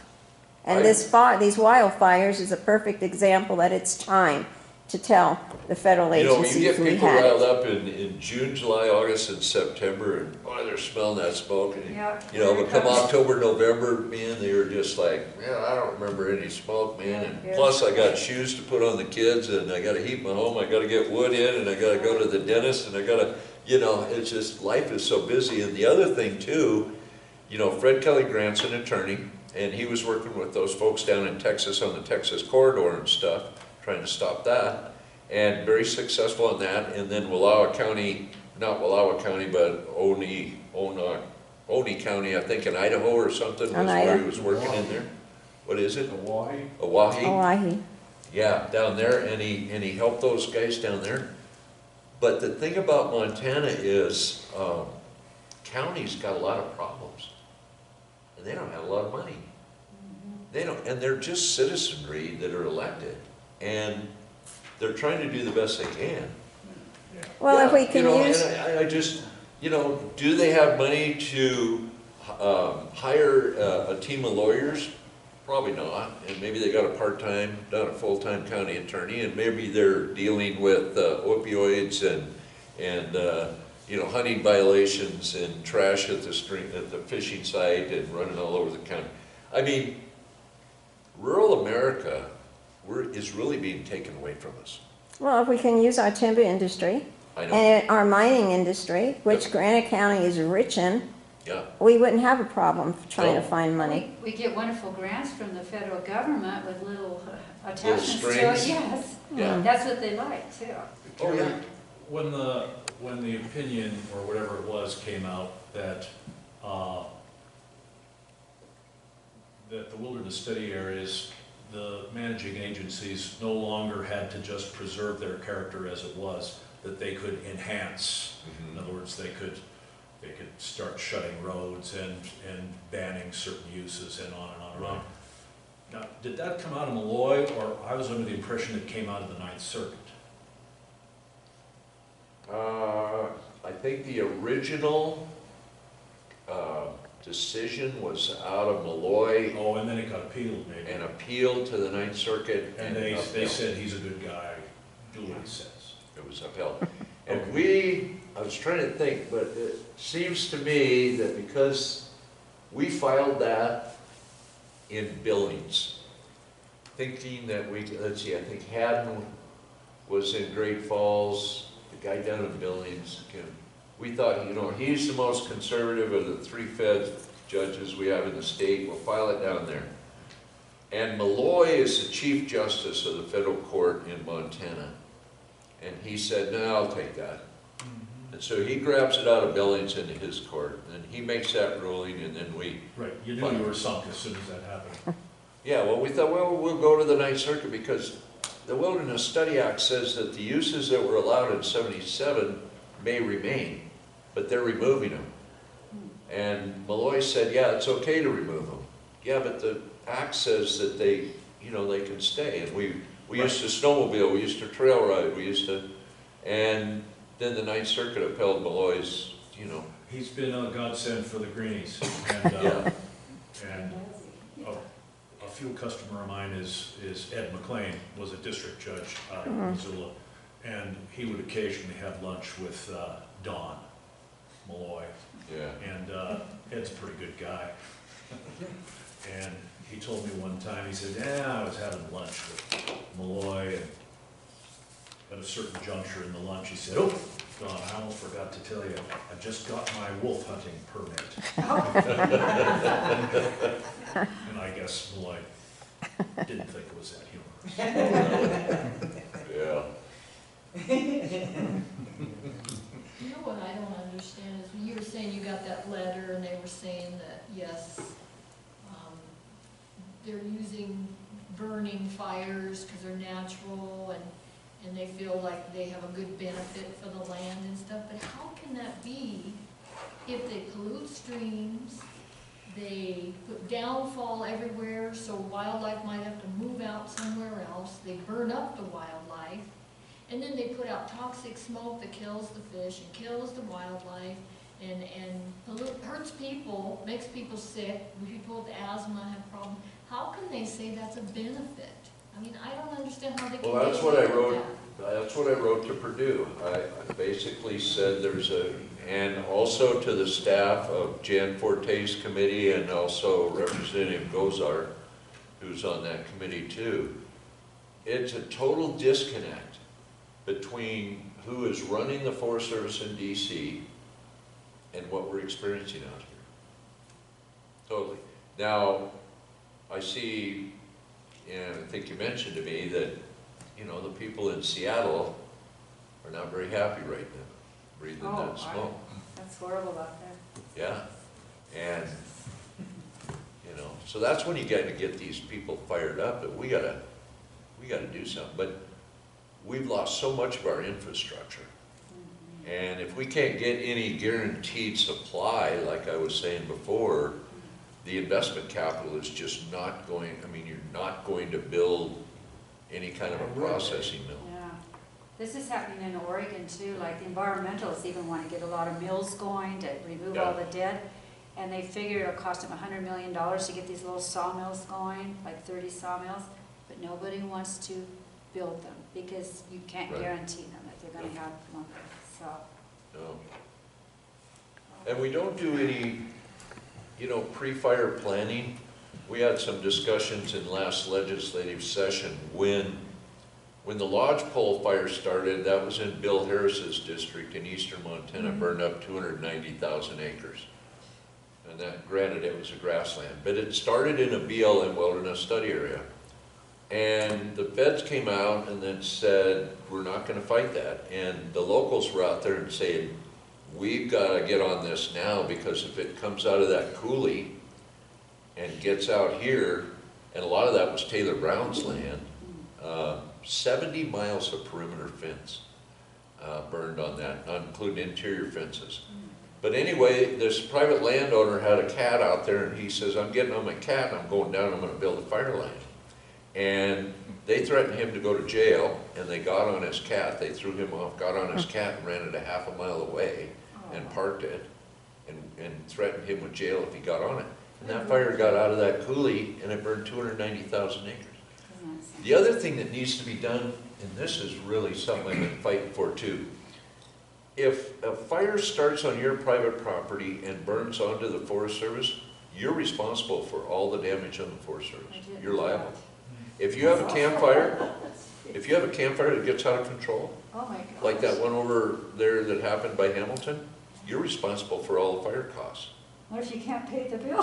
What happens? Those guys, was it the Hammonds or whatever, that burned 219 acres of BLM land and went to federal prison and called it arson or Yeah. terrorist act or something? Okay, so you're liable. Guess what happens if the Forest Service fire burns your house down? Sorry. Do we have fire insurance for that, like our county deal? Don't we have something like a fire insurance I that we think pay? insurance like that is something you have to get for yourself. Yeah. Oh, I thought it was on our taxes or something. You know, and I don't think there's an increased rate if you live in the WUI, like the urban wetland interface area, which is like a mile or so on the perimeter of, you know, the federal land and stuff. But even if the Forest Service has a prescribed burn that they actually light that gets out of control, they're not liable. They need to be liable. You know, I would think all these dead trees in America now would be such a national sovereignty issue. I'm surprised the enemy of America hasn't flown over in one night, on a real hot night, you know, just lit up all of America.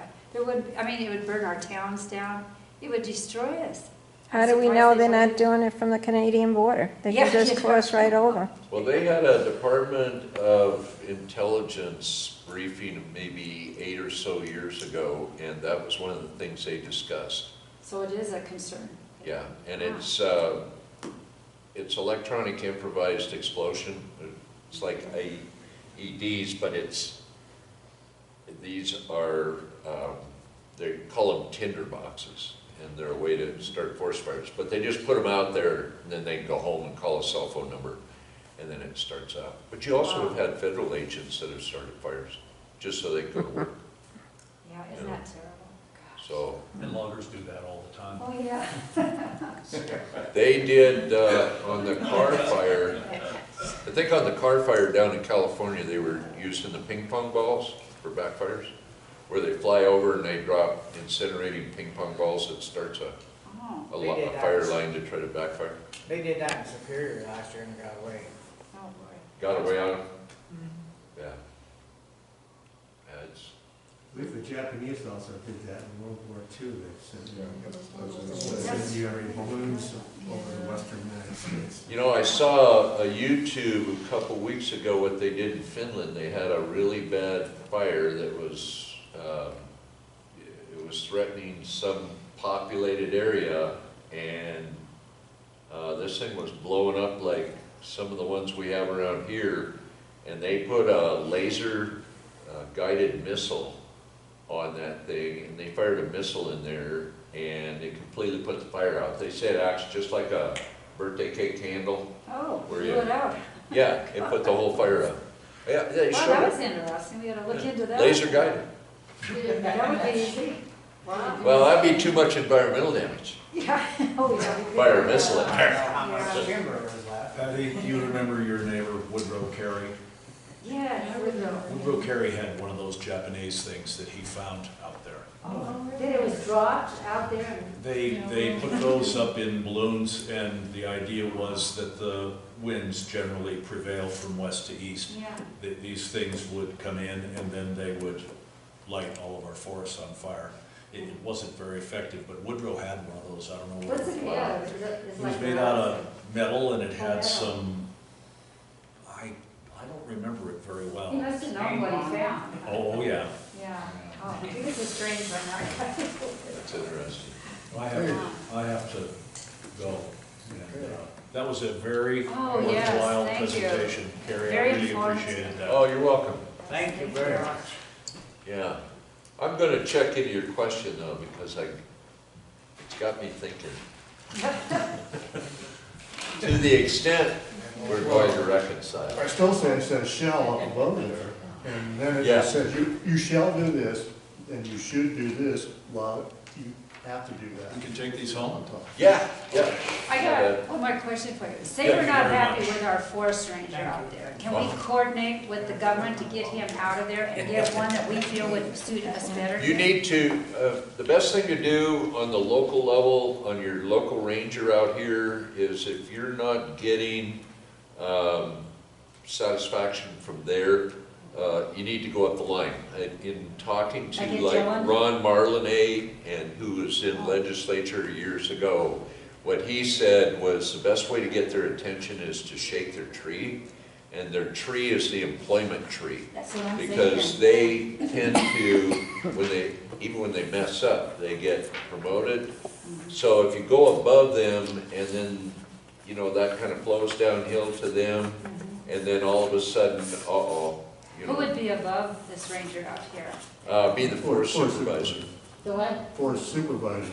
And where are they Leanne. located now? Leanne Martin, In Dillon, and they're not much better. No. Okay, how can, Missoula. They're no better yeah, how can we go above Dillon? than the regional forest. Forester in Missoula. Regional forest. And he's probably no good either. She, Or she. They're just all environmentalists, it's just Yeah. terrible. I mean, you won't get any place. I guess not. Trump, though, I think he's really, you know, he can't stand waste, you know, he sees a lot of waste. And he told California the other day, he said, you guys start logging your timber. Get The this fuel or I'll something. tell you something, Patty, that might help though. The 2012 planning rule requires collaboration. Now, this commission has set up this committee, and if the committee was having problems in communicating with the district ranger, Mhm. just a little hint letter to the forest supervisor that, you know, we're not real happy, or, you know, we're having some issues, maybe you'd like to come talk to us about, you know, our working with the district. You know, just kind of a soft letter So it is effective then? coming from a group Okay, would be, especially appointed by the county, or the commissioners. right. You know, if you didn't want your county to do it, the little group you have or whatever could say, hey, here's a draft letter, what do you guys think? Send it off. And I would send it to the region supervisor and CC the district ranger. How about CC in the county? It seems to me the Yeah. your local government should have more Yeah. power than a collaborative group. Well, not necessarily, because the federal government doesn't really like to coordinate with the counties, and they kind of butt heads. But the collaborative groups are required under the 2012 planning rule. You got to have a collaborative, basically. They support those. They don't know what to do with them, but they support them. And Like when I met with Leanne, she goes, oh, these collaboratives are meeting all over the state. Oh, gosh, they're so successful. Oh, we're Yeah. having such great luck with them. I said, what are they doing? They're Talk, not talk, doing, talk. they just. And they're all sponsored by the same people that litigate us. That's, you know, Yeah. like Sue wants us to join this group. I forgot the name of it. Oh, that's The state. Montana Oh, it's awful. They're Fire very Service opposed to it because Collaborative they're Network. There's some, you know, it's all these people Yeah. that litigate us, you know. Yeah. And a lot of times they're there just to see what's going on, slow things Right. down. They don't want us to. And lobby. that statewide group has just a token membership representing like grazing and timber and stuff. I think Julia is on there from the Wood Products Association. She's part of that. But when you look at the overall membership that's on there, it's Ah, it stinks. pretty kind of scary. Yeah. And they get most of their funding from whom? The Forest Service. Well, they do, but they also get promoted by the NGOs because when the NGOs can have the little bit of a money in there, they have influence That's Yeah. right. on the direction. And Yeah, the, this- the Delphi technique is exactly what they use. They get Yeah, in they there and just they credit. facilitate it, Yeah, and Yeah, that's what they get a do. lot of money from the government, you know, grants here Oh, and yeah. there. I just And it's said that. backwards. The government should be making money off this logging and reforest. You know, I even asked that, Tim when he came here. I said, who's gonna do the restoration work? He could not bring himself to say the loggers. He had to say, well, the mills. Now, you know the mills aren't gonna go out there and do it. And, He also said he wasn't familiar with the coordination process. he He did, never that's heard right. of it That's before. right. He didn't know anything about I that. talked to Ed Reagan over at RY out of Livingston over there, and we were talking about the different logging. There's restoration logging, and there's contract logging. That's what we do. And there's a lot of contract loggers that are not interested in restoration logging bids, but there's some that do the restoration logging bids. But the restoration logging bid, you don't know where the end of that rainbow is. No. They could have you come in and grade 5 miles of road that's not even connected to your Yeah, project. It's little projects. Little project here, little Yeah. project. We're gonna put this money back in the, yeah, but I fulfilled my, my part of the bargain. Well, no, you said you would. Mm. And so for free, they get the companies to actually spend more of their own money to do that restoration stuff. Well, Contract logging, you know what you're getting. Mhm. You go in, you get it out. Yeah. We're working on a grant program where a rancher's property was just decimated with all the dead trees and they couldn't afford to clean it up. So my son wrote a grant and we Okay. got it. Oh, good. And we're really happy about that. And we're just, we like Was this. that that's not through Firewise, that's Oh. federal grant. It probably is through the Forest Service, yeah. Okay. When the Forest Service doesn't have money, we can't get this grant money. But when they do, and we did, and we're getting paid to work around these ponds and the Right. river, and we're really making it look nice, you know. Cool. That'd be with the state, wouldn't it? You know what, we Not are working probably with the DNRC, Yeah, so just it the- would be the state, DNRC, so, that's yeah. through that Firewise. But we had to apply for this grant, Yeah. and, Well, I won't say that money didn't come from the feds to the state to me. yeah, I think they intermixed And I it, think you the know. state probably took a little bit. Yeah, so of it. anyway, we're doing restoration work Yeah. too, you know. And But- what kills me is, But we have to be paid to do it. We can't just go out and do everybody a Oh. favor, you know, this is our business, you know. No. the And, work that Patty does, she said to go around the ponds and, but yet the fires, they can put all the, Oh, what they, yeah. and crap in the ponds and streams, it doesn't Oh, yeah. matter. It don't make sense. well, we got about 3 different flags going back from the pond. One, you have to be 50 feet with the mechanical stuff, you know, and another level where you can go in by hand to do it, you know, and the skidder can reach over and grab it and pull it out, you know, you can't go beyond these certain points. And you then know. they light backfires. Oh, yeah. That burn draws and burn so hot that they burn the root system out. This is one of the hottest fires I've ever seen, and they lit it, 2,000 acres up here. And up in the spruce trees, they burn the roots out, and these big spruce are falling over.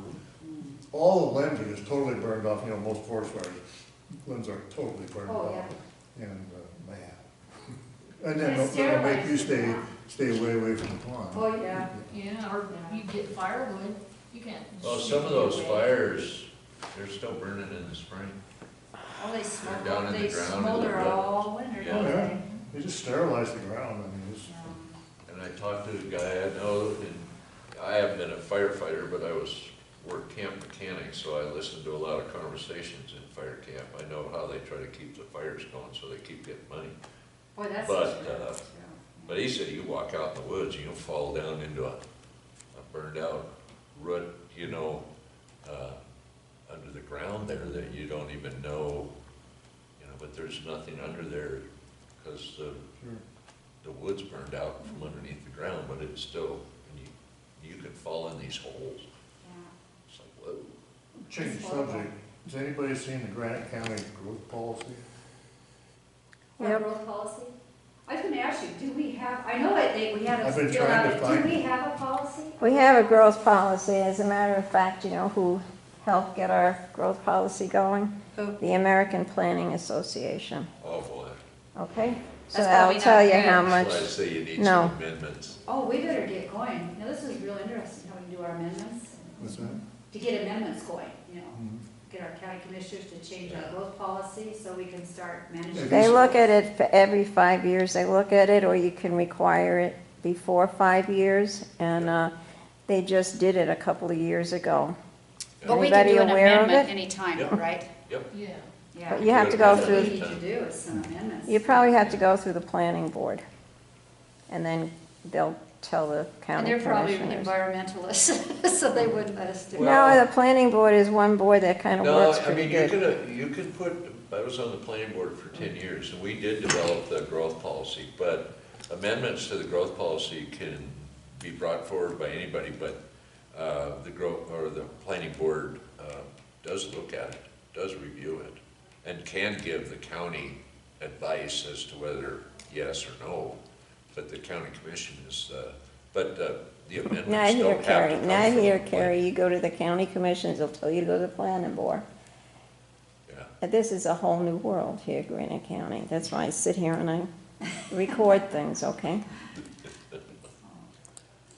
Well, I think if you're going to amend the growth policy, when you got smoke in the air is a good time to do it, Oh, yeah. Exactly, you know? yeah. Not when ski season comes and the air is crisp and Not really. cool and the bird trees are all covered in snow. Yeah. Well, thank you very much. Yeah, thanks. Oh, you're welcome. I learned a lot. Mm. I really. Yeah, if you got any questions, and Chuck can get a hold of I me. do. Elena can get a hold